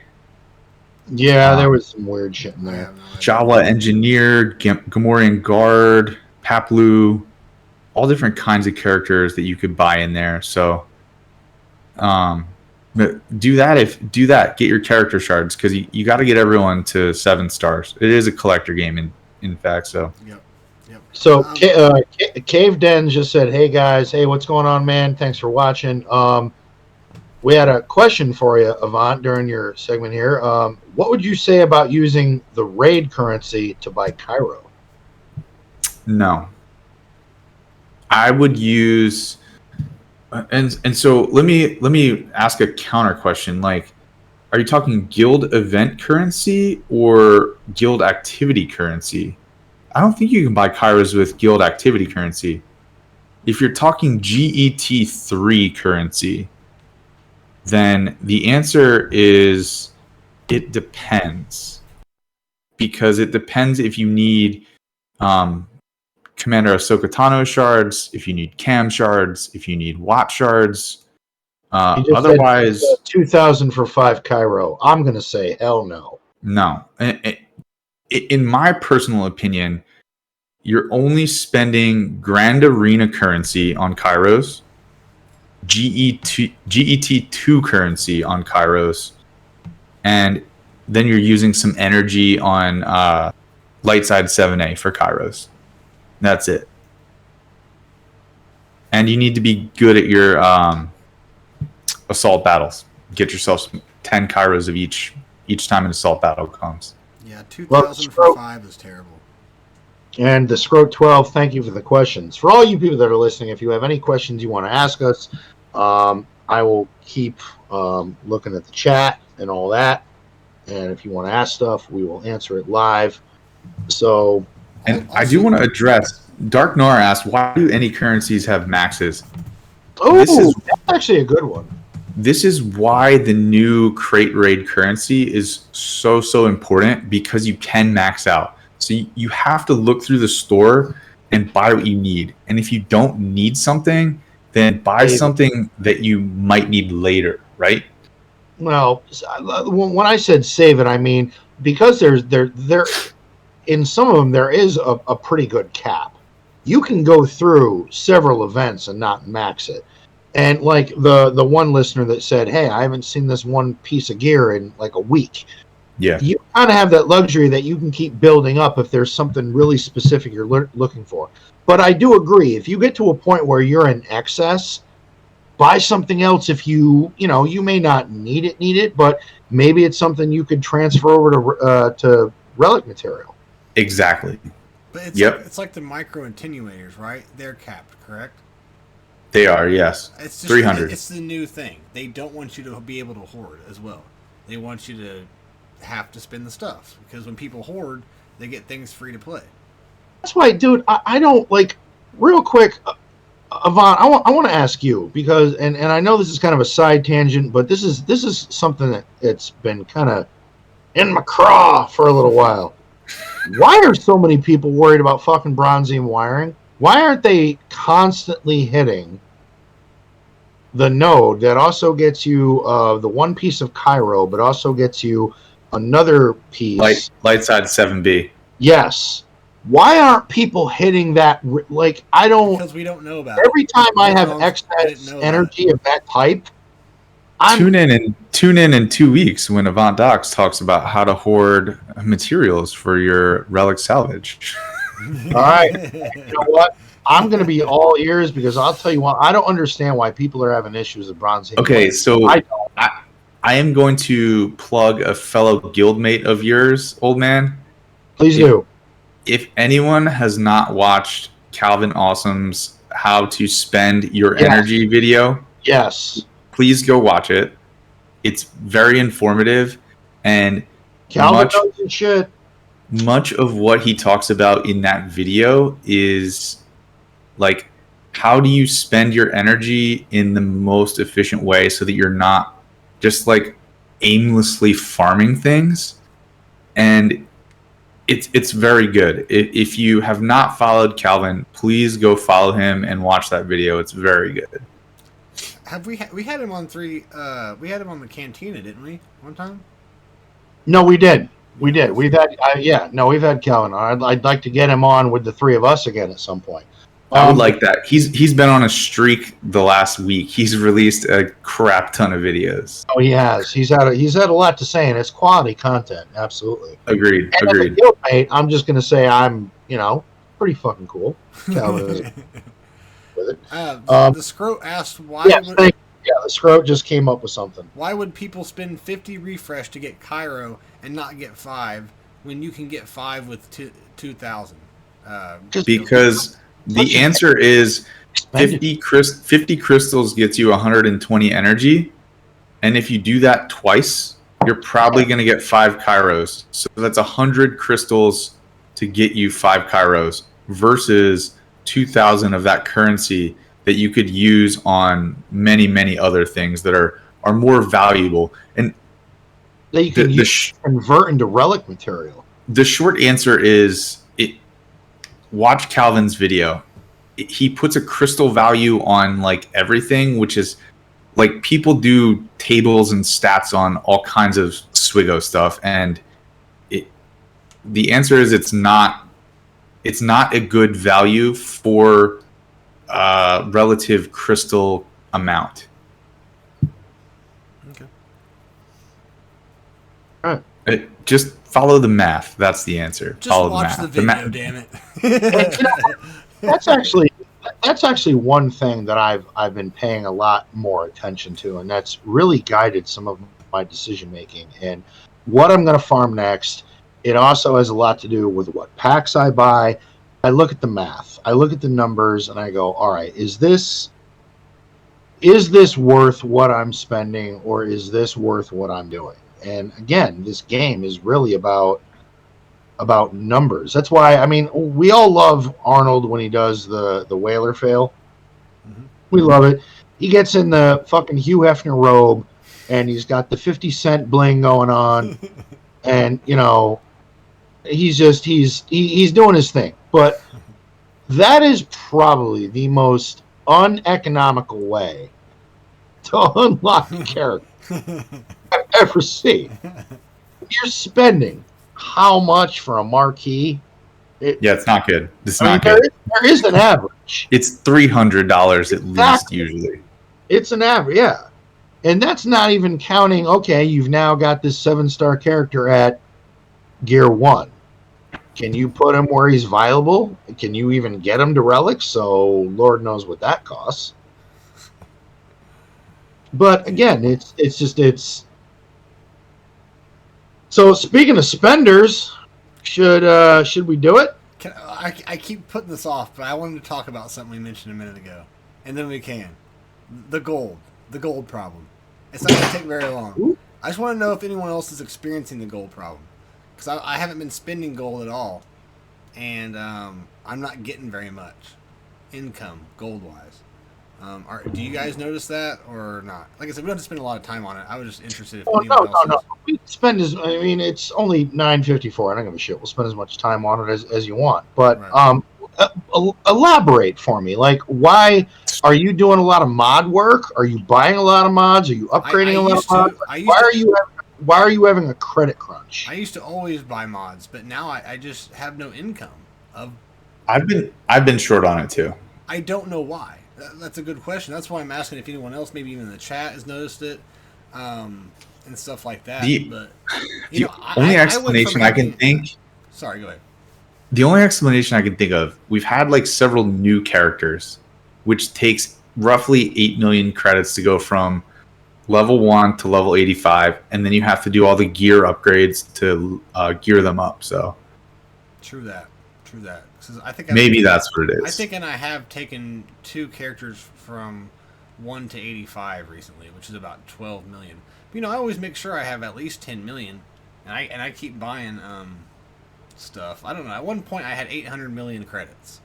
Now I'm down to like 8 million all the time, and that's with me hoarding and not spending anything. So yeah.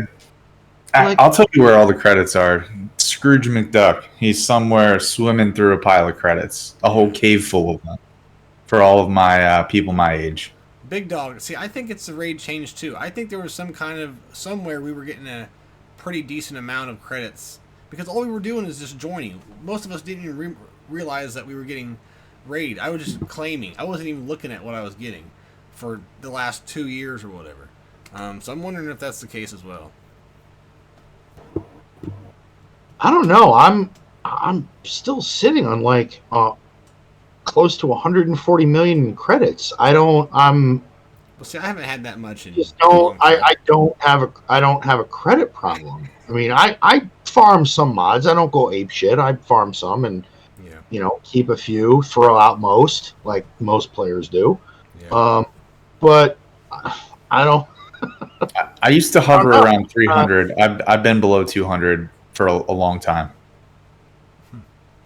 Who knows? All right, we can move on now. Officially. All right. Well, Jesus Christ. So I'll start this off. So it became apparent to the community that one of the top guilds in the game came out with a 5-page manifesto, a letter. So, oh shit, Avant took off. I really wanted his input on this. We'll put it off as long as we can. Yep, no. So, Bob, what do you before I go on my end? What do you know about this? Well, first of all, for some people that may not know, I don't know about it. What happened is the top guild in the entire game. It's CAW. I don't know what it stands for. CAW. Was there any famous content creators in it? Do we know? Not that I'm. Anybody in it?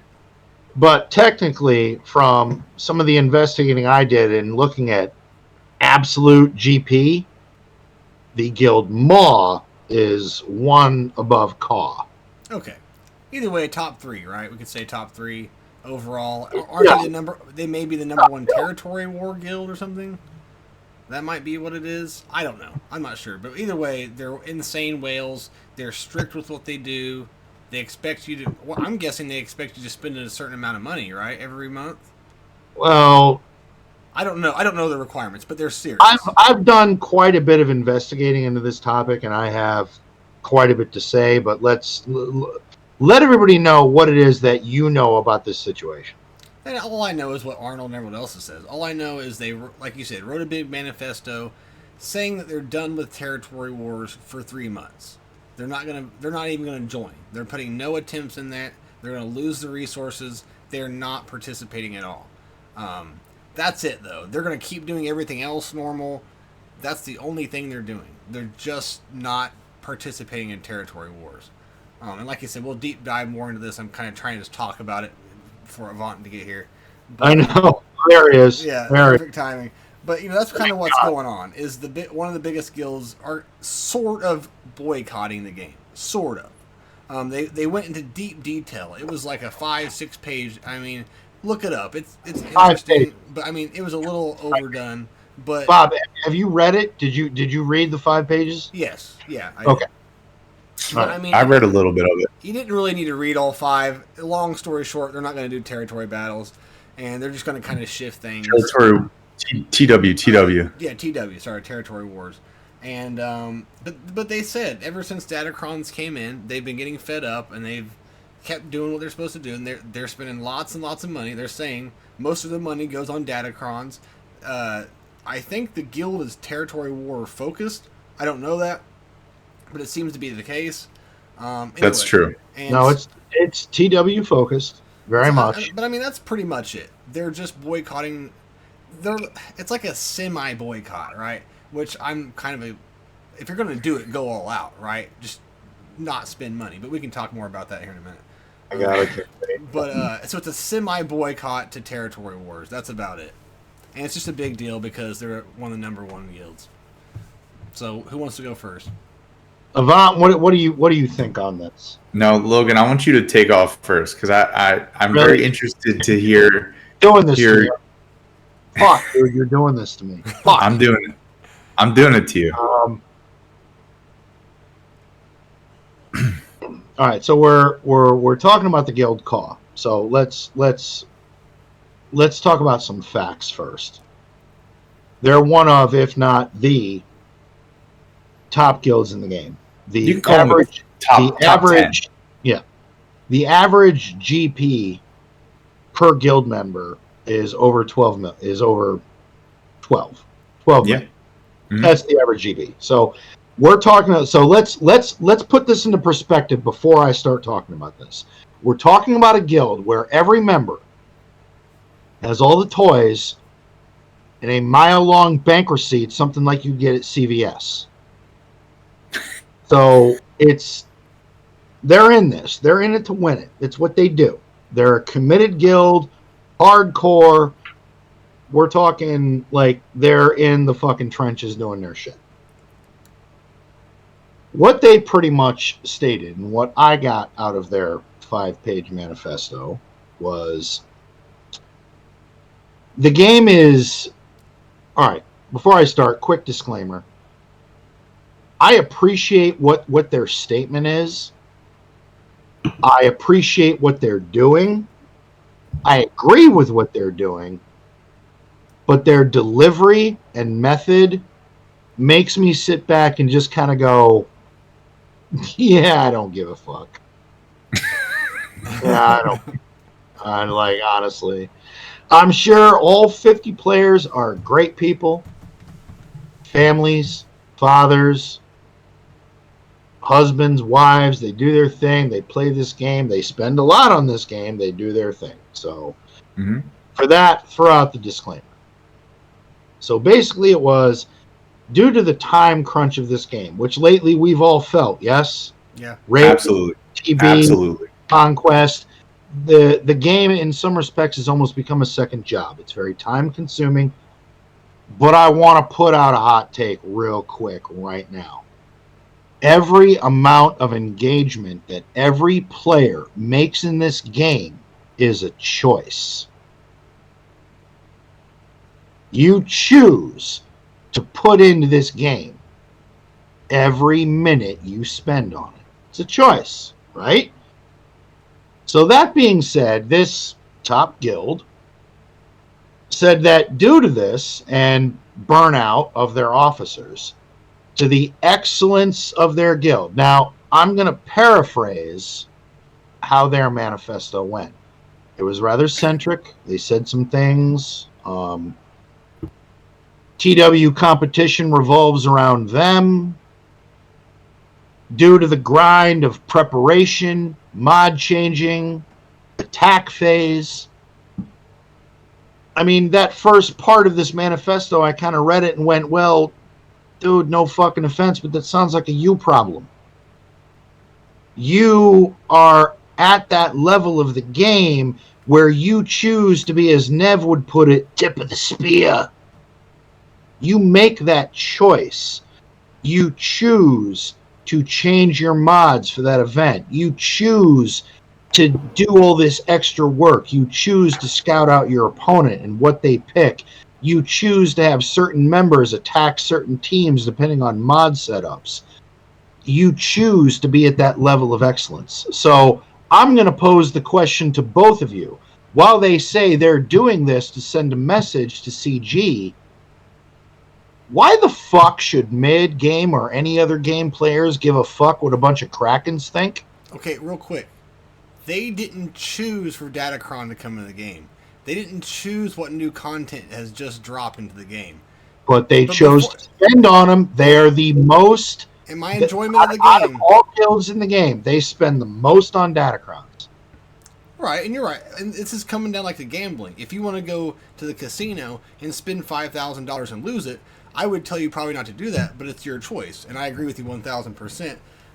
And you can keep going. I don't want to get into mine, but you know the game's getting worse and worse. It's one of those things. Like I have more, but my thing is, why should the average? Here's my big question. Why should the average player give a shit about what 50 Krakens want to do?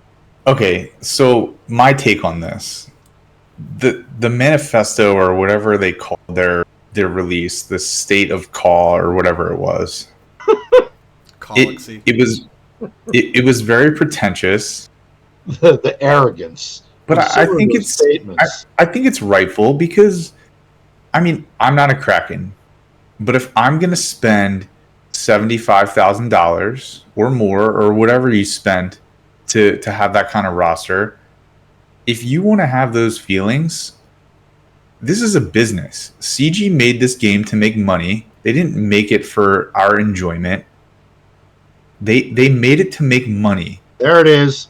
Now, there are lots and lots of players who play the game and don't spend money on it, but still enjoy it. But the game dies if it doesn't make money. So without the Krakens, they run the game because they fuel the game. And so if I'm a consumer and I'm going to spend that much money on the game, then I think that you deserve the right to voice how you feel about the product that you're investing time and money in. It's not just time, right? We all invest time in the game because we all play it. But as pretentious as the letter was, like, it makes sense. Like, they're tired of spending time on datacrons and money on datacrons. And Territory War is maybe my least favorite game mode right now. So for their guild, it's 50 teams per territory. The level of coordination in a 24-hour attack phase sounds like I'm a territory battle officer, and I lose my mind during some TBs trying to get people to platoon bones. I'll admit it. I cannot imagine the stress Fucking Bob, you need to get your shit together. I cannot imagine the stress of trying to coordinate 50 people to attack 50 Ray squads, and then you clear that, and then there's 50 GG Droidica Omicron squads, and then you clear that, and then there's 50 trench squads with Omicrons. Like, but hold on. And I'm not gonna like have a pity party for them and say like I feel sad, but like me personally, so my other statement of this whole thing is their statement affects 0.05% of the player base. That's not true, because if people would, and I'll get to this point, if more people would, no one joined it, but it would affect us because it would change the game for the better. If whales are mad about something, then there's something wrong. There's something wrong with the game because, like you said, the whales drive the game. And if the whales are mad, then there's a problem. Now, there's only 50 whales that are mad, right? And so here's why it doesn't matter for the majority of the player base, because, Bones, how does our guild approach territory wars? Well, we try to get serious and pumped up about it, but it splatters very quickly.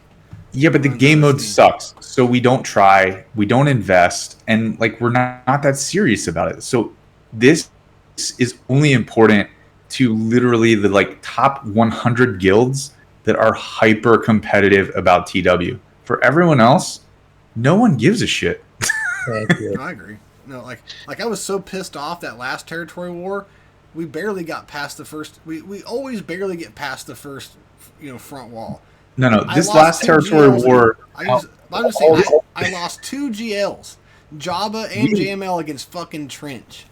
We lost this last TW because we faced a guild that had a mega kraken of 12 million GP who retired from a guild and went to a lower guild and placed all of his like Relic 9 squads with level 9 Datacrons across the front row. And our entire guild was like, I don't fucking know what to do with this. I haven't faced this squad before. And Riva was just slapping people and Trench was killing everyone. And this one character just obliterated. This one player. Yeah, he had like 15 attacks on his Relic 9 Trench squad. It pissed me off. Anyways, go ahead. Finish what you were saying. My bad. Yeah, go ahead, Logan. Hold on. Let me.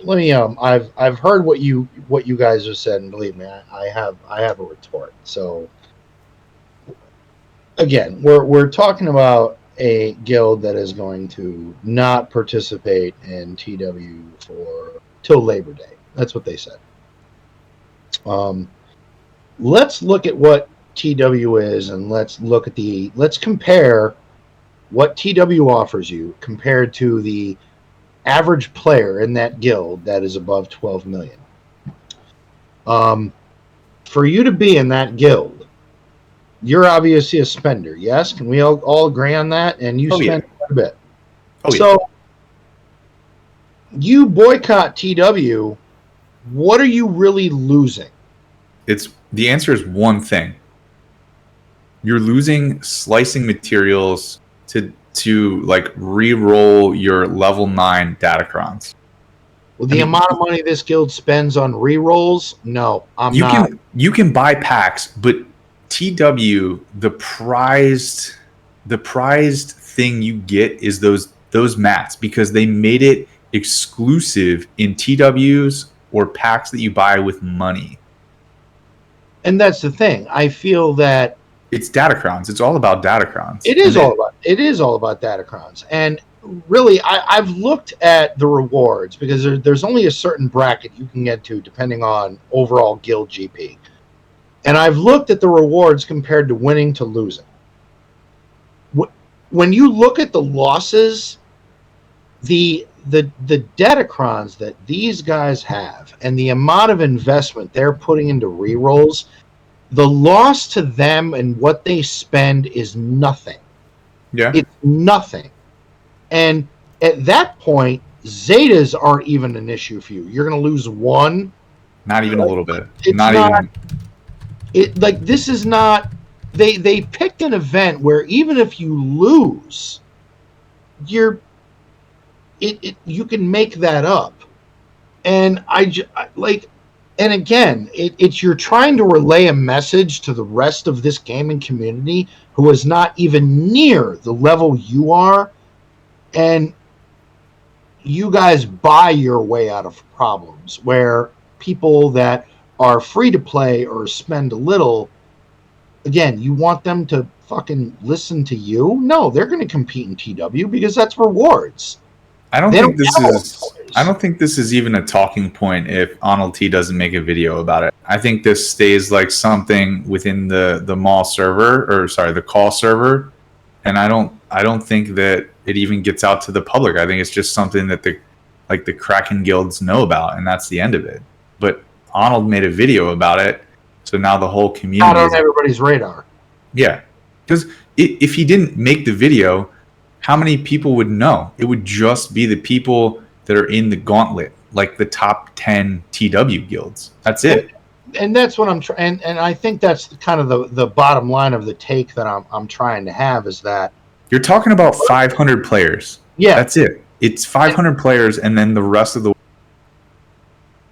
And personally, I don't give a shit what one of the highest end guilds is going to do to make a statement. In my opinion, you want to make a fucking statement, go free to play till Labor Day.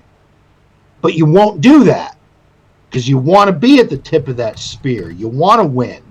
Well, it's an addictive game, and they're addicted to spending and being the best, and they just don't want to be the best at TW anymore, which is fine. I can respect that, but their delivery fell really flat to the. I will never sniff these guys, so I'm not even in that league.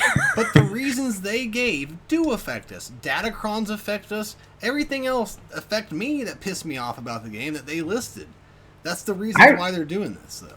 Hot take here. I actually don't hate Datacrons. I know you love them. You guys love them. I don't love them, but I find them interesting. I don't. They change the meta of the game so that you cannot just get stuck in a stale attack pattern. It changes things. But the thing is, everything they laid out in that message about how they believe TW competitiveness revolves around them, and how we're putting in so much work due to this war of attrition and this and that. It's like, guys, all of you, all 50 of you, I'm saying this to all 50 of you, this is self-inflicted. Well, you have set that standard to yourself to play at this level. Who says you can't win one, lose one? What are you really losing in the reward structure? You want to ease up your life? Don't be so goddamn competitive. Old man, all right, I want you to guess my guild, Valley of the Sith Lords. What is our TW record in droid brain brackets? We've had 50 TWs. What do you think our record is? I wouldn't even wager. I don't know. 25 and 25. Which is exactly how the system is intended to work. Yeah, you win 50% of your matches. Exactly. So, like, this idea that they're like not gonna do TW at the same level, they are not 50-50.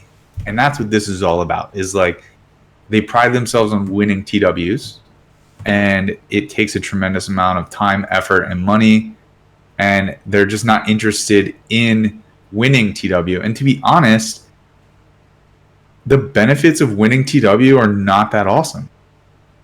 And so they're just like, look, we're investing too much time. We don't want to do that much of an investment anymore. TW has created the most stress, so we're going to stop doing that. Can I say some stuff about it? Yeah, go ahead, Bones. I agree with you mostly. I don't really disagree with you. Because they, like you guys said, they did it wrong. They fucked up how they did it. Like, if you want people to, did they want people to join them? What, like you said, Yvonne, was this just between them and it got out? I don't know. The answer is no, because Heinze had like a really long video with one of the guys in. I watched most of it. I did. And the answer is no. They did it for their own guild. It was just the guild decision. Well, see, I don't even know that. So really, that just negates all the talk, really, because it's just for them to chill. No, right? If you read the manifesto, they did say what they're doing, and I'm paraphrasing, but they had said that they think most other players would feel, most if not all, will feel the same way we do, and again, different sentence, but this will have a cascading effect. Okay. And again, I'm at that point where, you know, I'm completely indifferent about what they said. I don't care. I mean, good for them for saving time. Is it going to change how I approach territory war? No, I'm going to play TW exactly how I've always played it. Well, it was the fact that, you know, this got kind of advertised as, and some other content creators did this. Hype. That it was going to be all the hype. Hyped it up. This is going to be big change, and this is going to really make a difference. And I'm going, clickbait on my video. Like, dude, really? No, I read it.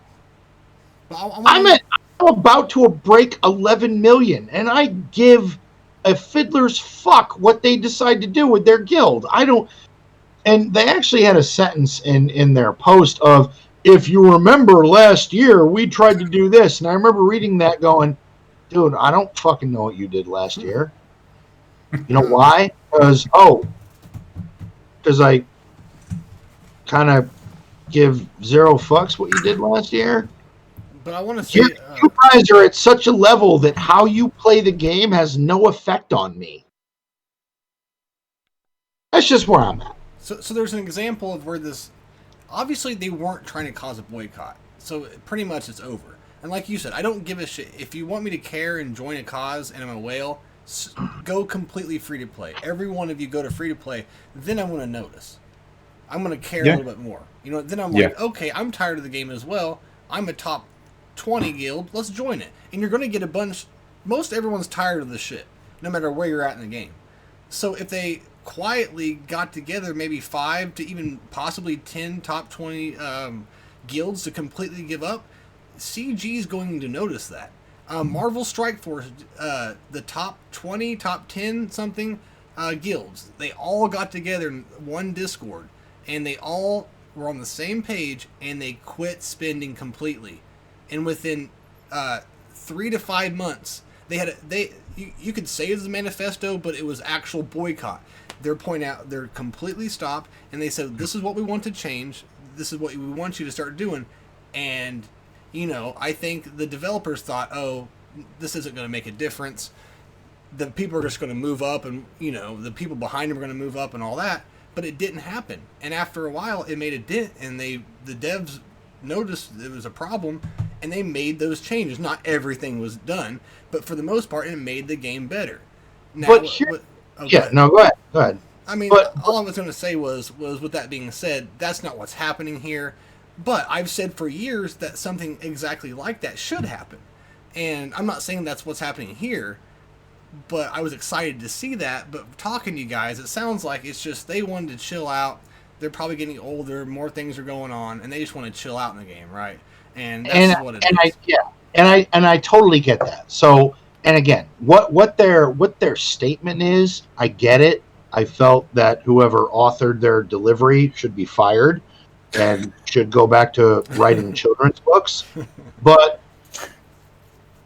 the thing is that everybody is at different stages of where they are in this game. And again, 100%. It's also, and again, I bring back the topic of choice. Everybody also likes different modes of the game. They like TW, they like GAC, they like doing the raid, they like doing conquest. Maybe most people don't like conquest, but you get it. So that being said, it's one of those things where everybody is at such a different stage of what they want to do and what they're trying to accomplish that something like this, I just, there was, again, a lot of exposure to it, and I didn't understand why. Like, why do I give a shit what 50 other players are doing in one guild of a game that has how many players? You don't, but CG does. But again, hold on. They don't. Because they're still going to spend money. Well, exactly. Because let me present a scenario. You got a CG boardroom. They're all in there in their suits and their lattes, and they're doing their fucking thing. Using their one laptop. One laptop. Yeah. An assistant walks in and goes, "Chairman, one of the biggest guilds of the game isn't going to do TW anymore." And the CEO goes, "Does that mean they're not going to spend money?" Well, no. They're still going to get their datacrons and get the new characters to compete in GAC and do their thing. Yep. But they're not going to compete in TW. And the CEO is going to go, "Okay, I don't give a shit." That's a good one. I like that. Literally, that's what the fuck is going to happen. All right, so I'm going to counterpoint you here. Don't spend till Labor Day, Krakens. I'm going to make the counterpoint here. So if you listened to Heinze's video that he did with the guy from CAW, and so the guy, I don't know if the guy from CAW is the leader or officer or just a member or what, but he said that he felt like guild members felt the need to wail on things when they came out because they needed to like have the competitive advantage against their opponents in TW. So part of the like rationale for it was, well, we want members to know that like you don't need to feel pressured to wail out on the new marquee tune. So it was almost as if he was drawing attention to how predatory the game is and how it makes people feel like they need to spend. Yes. And they wanted members to know, like, look, we're a top TW guild, but you don't have to spend money on every new character that comes out. Like, you don't have to keep getting out in front of the wave before it gets here. But in the manifesto, it did say, while spending is not a requirement, if you want to stay competitive, and I'm paraphrasing. Well, we all know that. we all know that. Well, it's pay to win, pay to advance. That is what the game is. Honest. This, I don't know his name, but this individual came on an interview on Heinze's show after the manifesto. Because I think there was a little bit of damage control. Probably. But what do they give a shit about what people think? Like, if they're listening to this, they probably don't give a flying fuck about what we have to say. Are we allowed to say the F word? Oh, yeah. Always. But I've dropped like 20 F-bombs since we started this podcast. Fuck, Avon. Holy fuck, that's 21. I need a beep. We don't give a flying about what anyone says, okay? But it is kind of a I don't know. morality issue. I agree. All right. All right. I'm going to throw out one more point, and then I want you guys to hammer me if need be. I don't know. I found the letter presumptuous. I found it to be incredibly arrogant. I don't know. I don't give a shit what they do. It doesn't affect me. I don't change my mods for TW. My guild doesn't tell me, hey, you could take out that team with the way this team is modded. Hit it. I don't no, that doesn't happen. I feel like a lot of the overwork and burnout that guild is experiencing is self-inflicted. Yeah. They do it to themselves because they want to have a standard of excellence of 11 months undefeated and TW competition revolves around them. Good for you, dude. I'll give you a Nutter Butter cookie and you're awesome. I don't... You sound like a WWE announcer right now, and I'm into that. I'm telling you, his impersonations are impeccable. Jet flying, limousine riding, woo! But honestly, I don't... Jabroni. And the thing is, I totally get their message. The time crunch in this game is becoming a problem. Dude, the raid is never ending. The raid is nonstop. Then do you know when it stops? When your guild doesn't get 30K tickets a day, then it stops. That's it. Yeah, come join our guild. But I feel like, and again, I bring up that boardroom scenario. Are they going to stop spending money? No. Then I don't give a shit. But same scenario, different premise. CEO, the highest guild in the game, went on a spending boycott. Wait, what? Wait a minute. Yeah, the top I agree. 50, 100, 150, 200 players are going to stop spending? Yo, the nerds, the developers that sit in their cubicles and make changes to this game, they need to get, we need some quality of life shit. You want to make a statement? Go free to play. I agree. But to make a statement on a mode of the game where even if you lose, you still get shit, dude, no, I'm not buying what you're selling. I'm not buying it. Just me. No, I agree with you 1,000%. I guess why I support it, why I want it to be a big deal.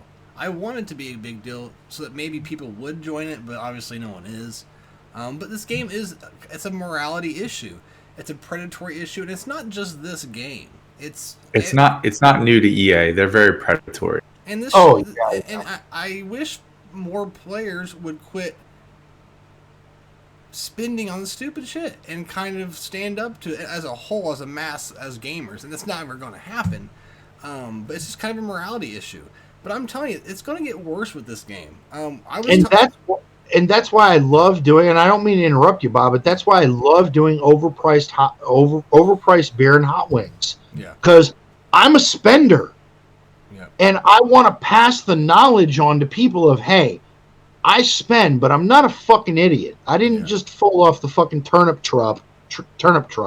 Like, I know what to spend on. Right. Like, there are certain packs out there that I go, ooh, that deserves my money. I enjoy hearing what you would and wouldn't buy, because I won't buy anything. All right, so Avant, I'm gonna ask you very seriously, and you may hurt my feelings, but I'm gonna run the risk. Do you agree with some of the things that I buy and some of the things that I don't? Of course I agree with it. It's your personal choice to buy it if you want to or not. No, I want you to be Tucker Carlson and give me your unbiased, unfiltered fucking. Logan, camera. Oh shit! Thank you. Did you call me Tucker Carlson because I have this good hair flip? Dude, your hair is like better than mine. I always kind of felt I had decent hair for a podcast. It's one of the sweetest swoops I've ever seen.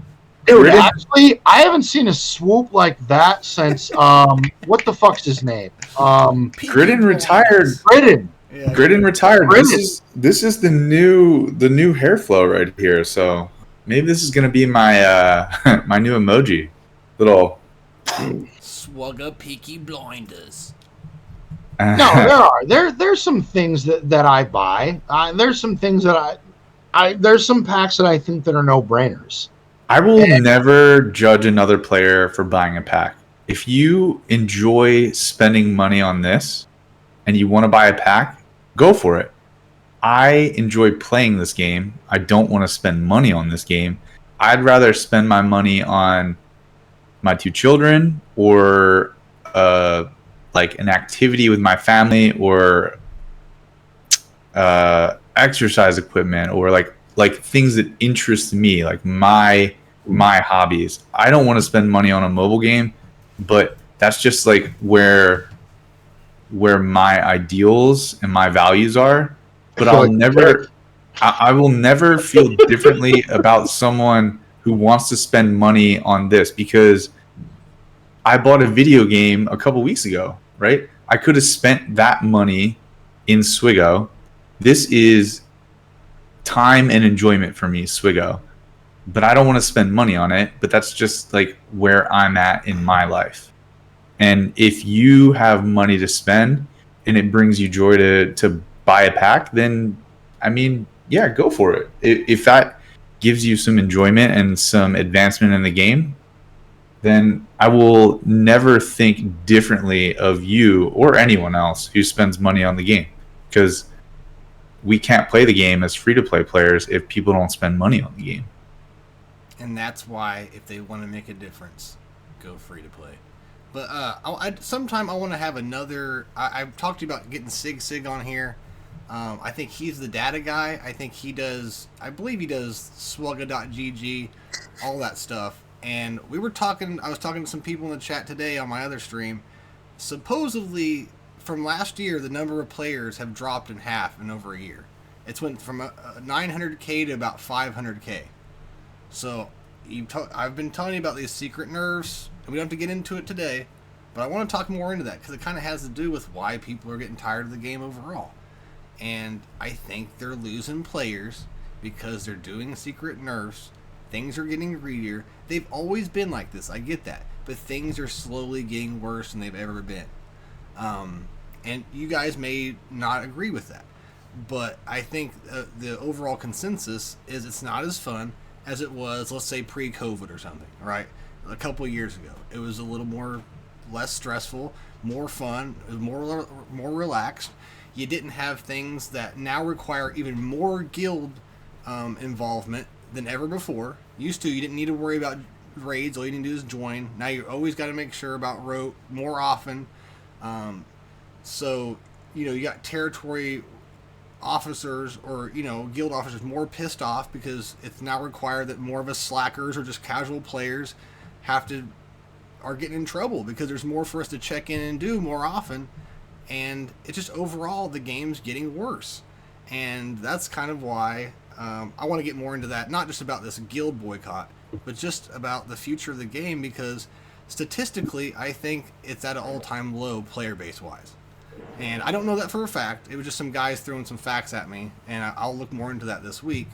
But I would like to, maybe on a slow week, talk more about that. I'll try to get Sig on here because Paul's good friends with him and all that.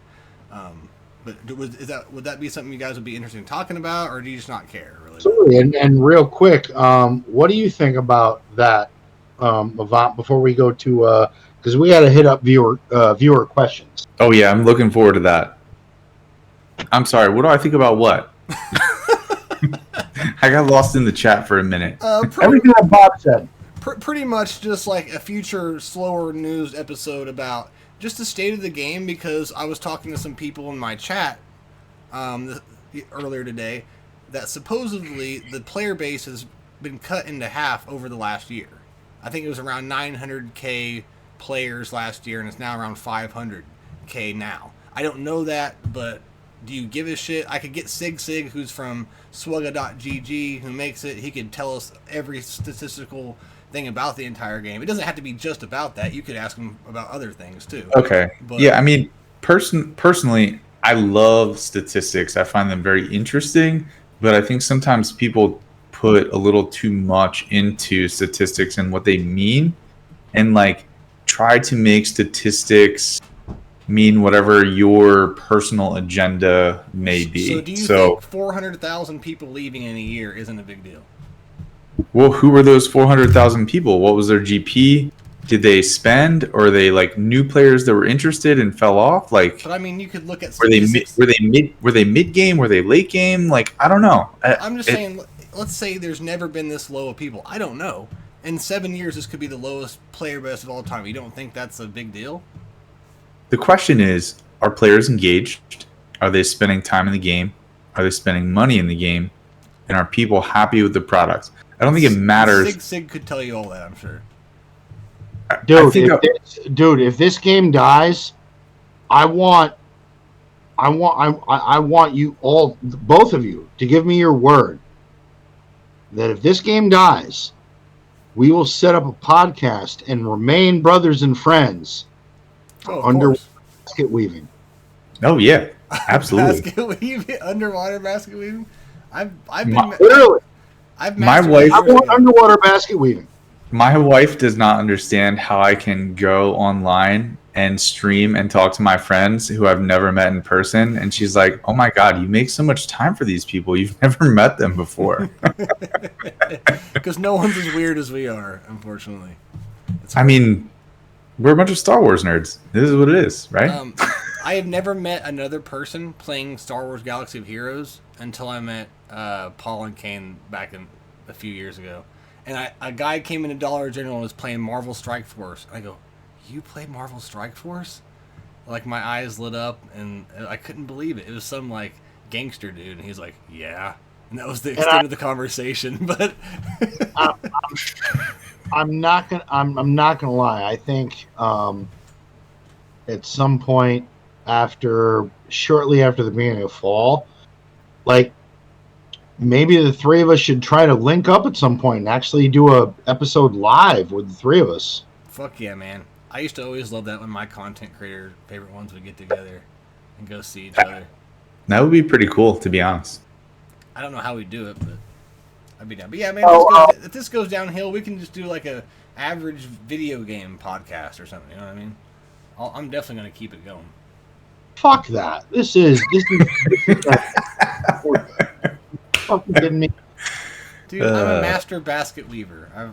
You know what? No, I love all the other content creators, but we're like the only ones that actually swear and tell the truth. And no, that's not true. Heinzie swears a lot.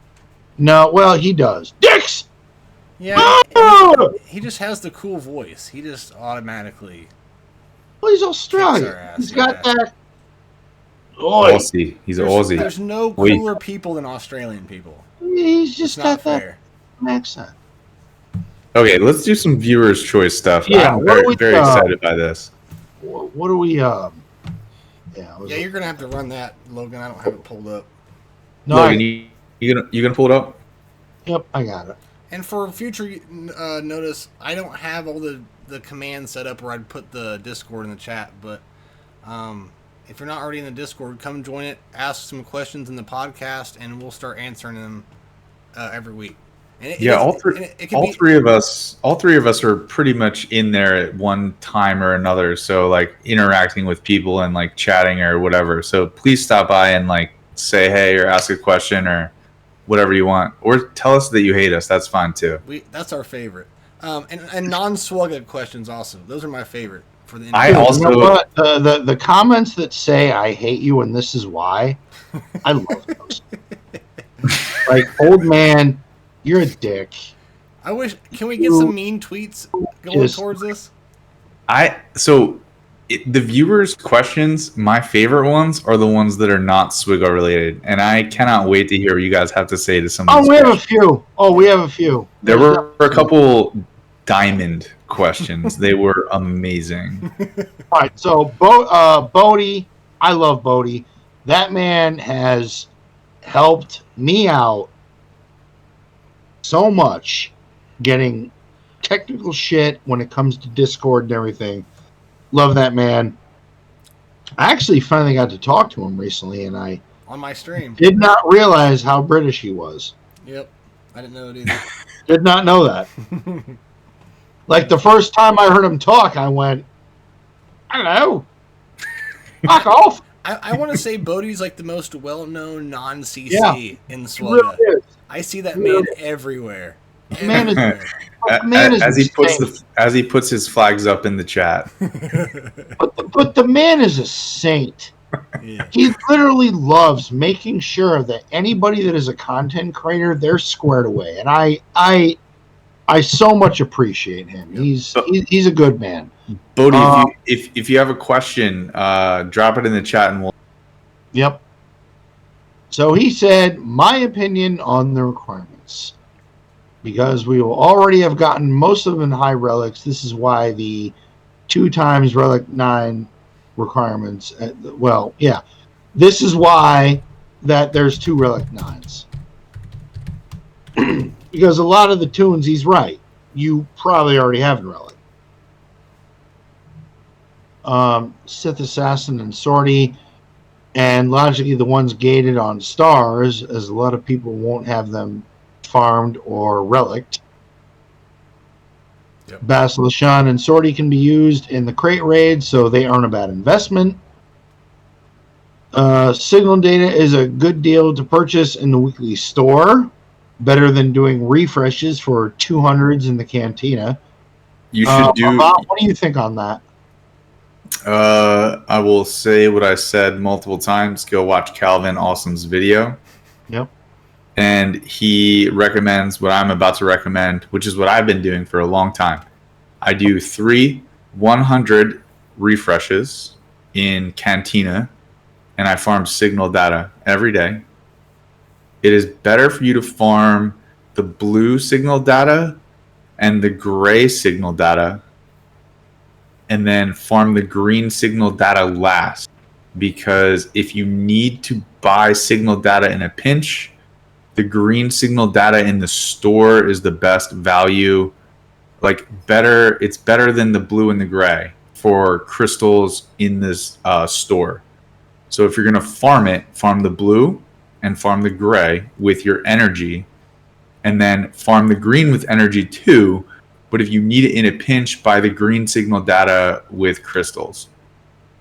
But everyone should do 100 refreshes. When you get into 200 crystal refreshes for Cantina, not worth it. It's better for you to buy it with crystals out of the store. And then Bodhi also said, lastly, the event will come around every month, so don't panic if you miss out month 1. Yep. Panic. I said that earlier, and I agree with that 1,000%. And he also said, okay, so Marin, Saw, and Tarful all went farmable. Unless you're whaling, you aren't getting both CAW and Leviathan first time. I agree with that. Unless you're really spending a lot of money, you're not getting both. Yeah. So play it smart and pick the one that you can get first and go all in. Yeah. Also know that Survivor Cal is going to go straight to the journey guide. So you don't have to wait for his event. You can just play it when you're ready. He's also not going to probably beat any GLs, just so everyone knows. We don't know yet because we don't know his kit, but I'm inclined to agree with that statement. I think he'll be like a Darth Revan tier team without Malgus. Maybe like a gas tier team. But I don't see him getting any farther than that. All right. So TK had said, I hope the 2 Relic 9 is because it's a better ship. Hopefully anyways. I mean... Agreed. But the thing is, Malik is not a pilot. Okay, real quick. Bodhi said they specifically said it's not going to Journey Guide right away. Really? I don't know, but that's. I'll stand corrected on that. I thought it would go straight, like the Beskar Mando event did, but I'll eat my hat if that's the case. Logan camera. Jesus Christ. I don't notice it because I don't have it on. I'm looking at the chat. Ugh.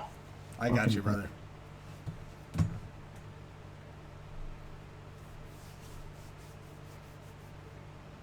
All right. TK said, how long will it take for the episode to be in podcast form? We'll have that done tonight. Tonight. Bob, I promise. save the episode. We're going to get everything out. We're going to work it out. It will be done. We'll ASAP figure it out. Racky. Yep. Do it. Yep. All right. So, CS wins. Can we get the discussion that most missed from the last episode about the breakup that shocked the world more than the Beatles? So, basically, Kane and I had a disagreement. I will not go into details because he's not here to defend himself. I will just say he saw things one way, I saw them another, and he chose to leave. That's it.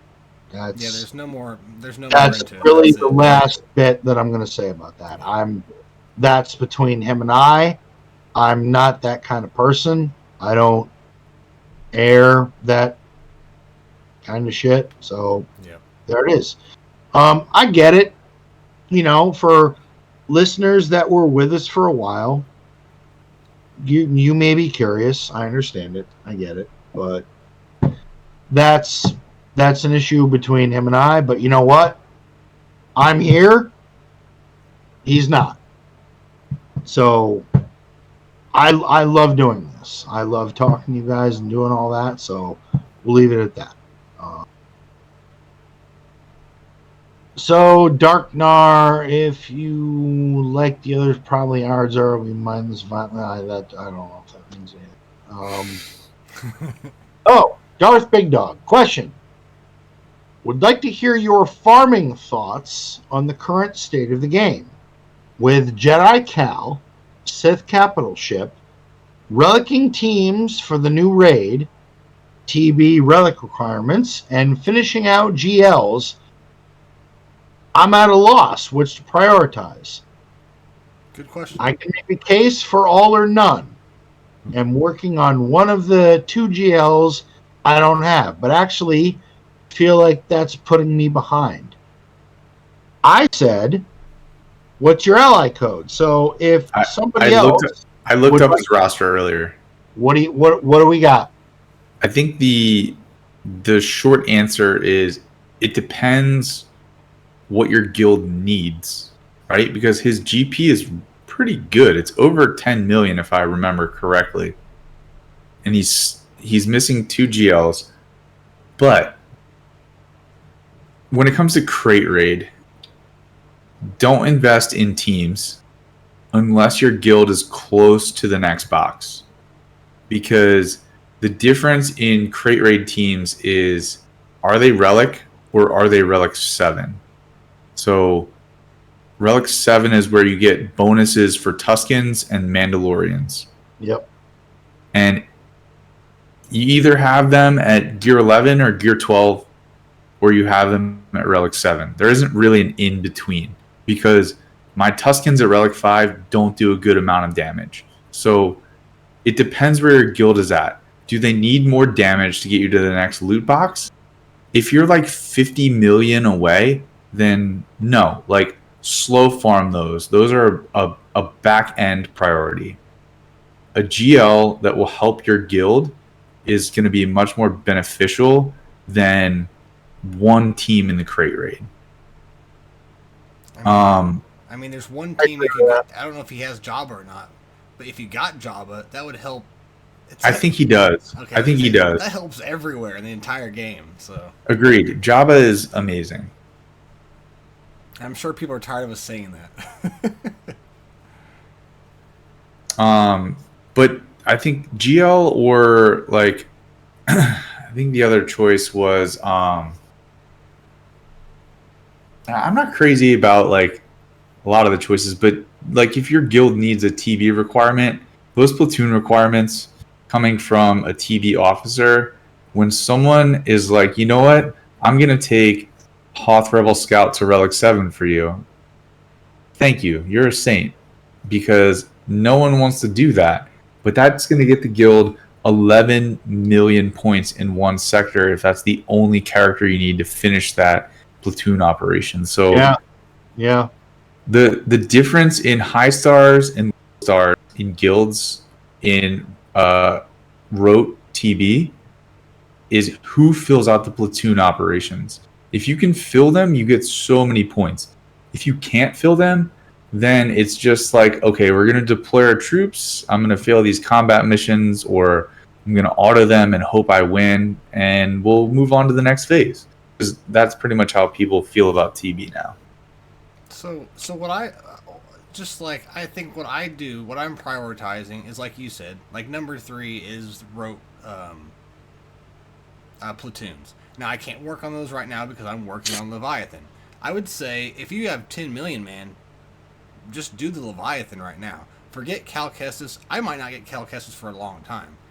I think Cal's at the bottom. Yeah, I don't think he needs Cal's to be a prime. luxury. Yeah, He's a TB luxury Absolutely. due to the new side off missions that they're doing. right. Yeah. Right. It's For luxury. what, a little bit of get 2 or get 3 currency, like Exactly. I don't know, it's a scratch. So I would say Leviathan number 1, a GLA you don't have. Obviously, those are 2 different farms, and then your rote platoons, like Vivant said. I think those are that's the 3 things I'm worried about the most right now. I agree. Yeah. Yeah, that's Also, that's I it. want to say that I want to say that raid. I don't think it really matters that much. Just use the teams you have. Do the best you can. If you don't have Jabba, which I know he does, but if you don't get Jabba, you're gonna do enough for the raid with Jabba and whatever you have left over to help out your guild to get something decent to keep you progressing. It's not Definitely. like But that's the thing, though. Even in the raid, CG has kind of dictated the direction of where you need to go, because the reward track for the raid is, I feel like real roster progression now really goes through that raid. Like, Yeah. I really believe that. Definitely. Like, And I Bodhi, noticed Bodhi in chat says crate gives the best return overall. it does. And it does, and especially over time, because over time those rewards add up, and over like a year it makes such an impact on your roster.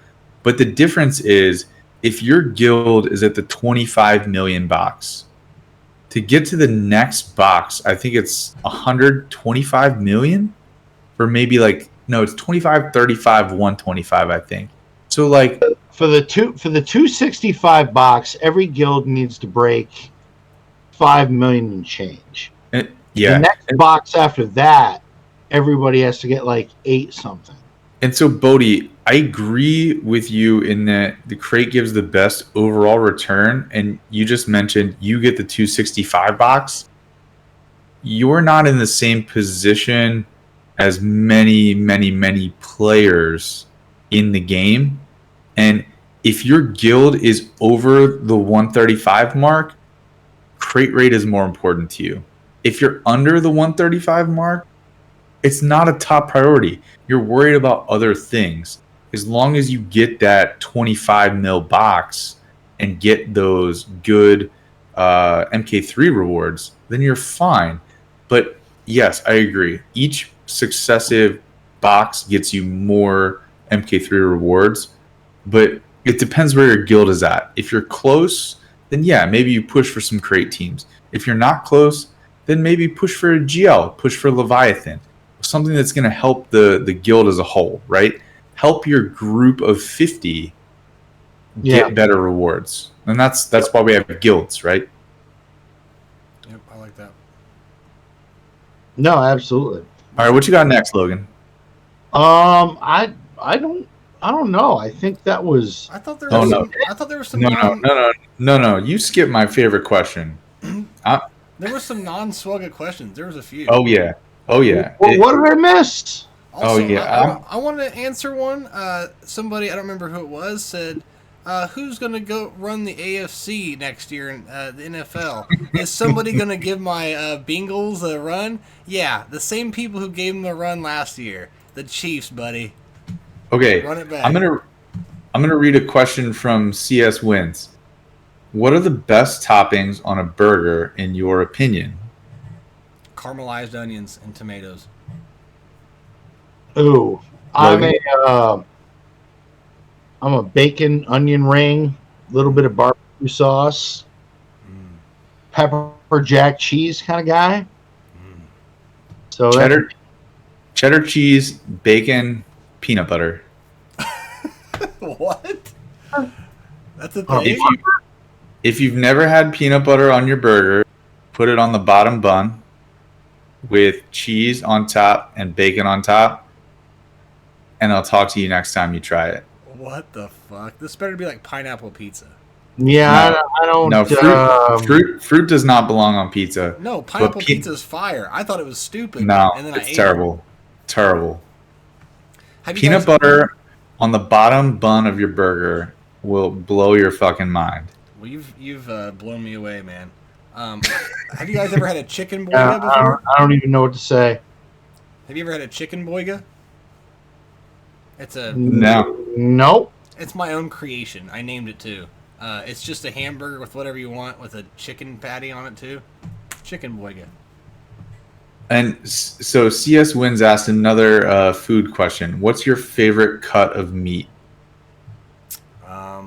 I'm a filet mignon person. I know how to cook that very well. There's no fat on it, so you kind of have to be careful the way you cook it because there's no fat rendering.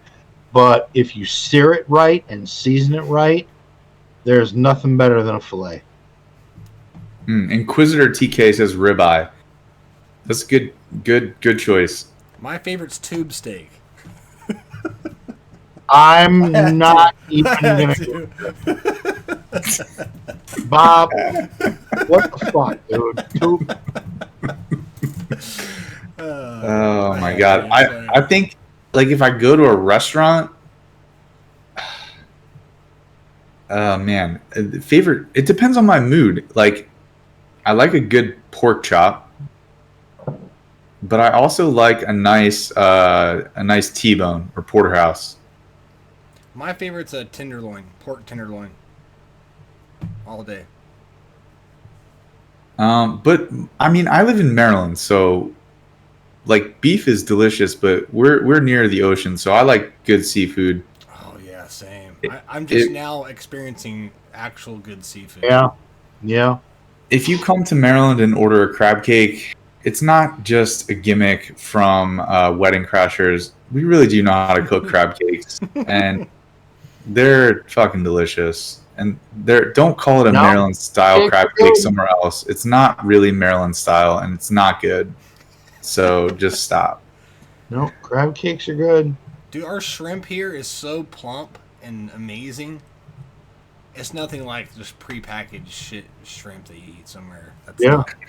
It tastes different by the sea. I don't know how. Avant, was there any other ones? I'm trying to scroll through and see. I think we need to make somehow a questions only and then a comments only tab because it gets really clustered. Well, the problem is people start like talking in the questions thread. Is that me? I think I started people that want to talk about food, and now I really want to get off and go have a snack. Dude, when you were describing your burger, I was starting to salivate a little bit. Yeah, I'm like. Who, Logan or me? Logan. No, the peanut butter. I was like, all right. No, he had me salivating. Then you said peanut butter. I was like, all right, I'm good now. We're back. No, I said, medium to medium rare burger, a slice of red onion ring, bacon, barbecue sauce, bun, toothpick. You're good. Another slice of meat I like is a skirt steak that is marinated in chimichurri. Really want to go find a 24-hour buffet right now. I want a Whataburger. That's my favorite. What's your guys' favorite? Whataburger. What's your guys' real quick? We got to go off, but I want to ask, what's your guys' favorite fast food? I'm actually up here in upstate New York. If there's one around, I would rather go to a Sonic. I love Sonic. Yep. Oh, Sonic is trash down here. It's disgusting. Oh, really? There's not too many up here. There's only like 2 places you can get Sonic. I've been to a good Sonic in the South, but they're not good in Maryland. Do you guys have Brahms? No. No. If you ever see one traveling, stop and get something. They're amazing. Dark Nar says Chick-fil-A. I think Chick-fil-A. Overrated. I think they're out of the conversation of fast food just because they're like so different. If I want like trashy fast food, I'm gonna order Taco Bell. Ugh. But if I want to, Chick-fil-A. I can't do Taco Bell. I can't. It's so gross. If I want to order like an actual meal from fast food restaurants, I'm gonna go to Roy Rogers, and not the nasty one in like a New Jersey rest stop, like an actual restaurant, Roy Rogers. Never heard of it. Yeah, it's no. I've heard of Roy Rogers. I've heard of that. It's a regional thing. It is. Nar said Taco Bell helps his constipation. I was just talking about that today. I won't get into details, but dude, McDonald's does that for me. Holy shit! I haven't had McDonald's in 10 years. Don't. Darth Big Dog said In-N-Out Burger. I don't have one anywhere where I've ever lived, but when I was in Vegas, that's all I ate was In-N-Out Burger. Yeah, we don't have one over here. Rather do Five Guys. But yeah, like I said earlier, Whataburger's mine. But all right, boys, it's 11 o'clock. You guys want to call it a night? Got anything else? Yeah. It's that time. I'm ready for bed. All right. Got work this morning. Enough. Thanks to everyone who came out tonight. Had a pretty good showing as usual for episode number 1. I'm just gonna promote. Yeah. I'm gonna promote my channel because I'm the only one that streams outside of this. Bones88, come see me. Gax, what not to do, come see me. Vaughn, what do you got to say, man, before we go? If on the off chance that I do stream, Avant Docs, AVANT_DOX. I'll probably just post in Bones' channel, so go follow Bones, and then you can follow me too. Come to my I'll get the things where I can type them in chat, but somehow come find our Discord. But guys, thank you so much for joining all of our viewers, chatters. We can't do this without you. I mean, we can, but it would just be us 3 lunatics talking about nothing. Yeah. So. For no reason, because no one's watching us. So. And please follow the 3 Scoundrels in a Cantina Discord. That's where if you want to talk to any of us, we're very active in chat. We interact with the fans. We interact with all of you. Next episode, the old man's going to make a promotional announcement for those that may want to subscribe. So you may want to check that out. We got some interesting ideas, some things coming up. So, hey, stick around. Other than that, I've got a fucking buzz and have talked about this game enough. I have to go to bed. And I have swamp ass from being behind all these fucking lights. So I'm ready to go take a shower. Oh, you're getting interrogated?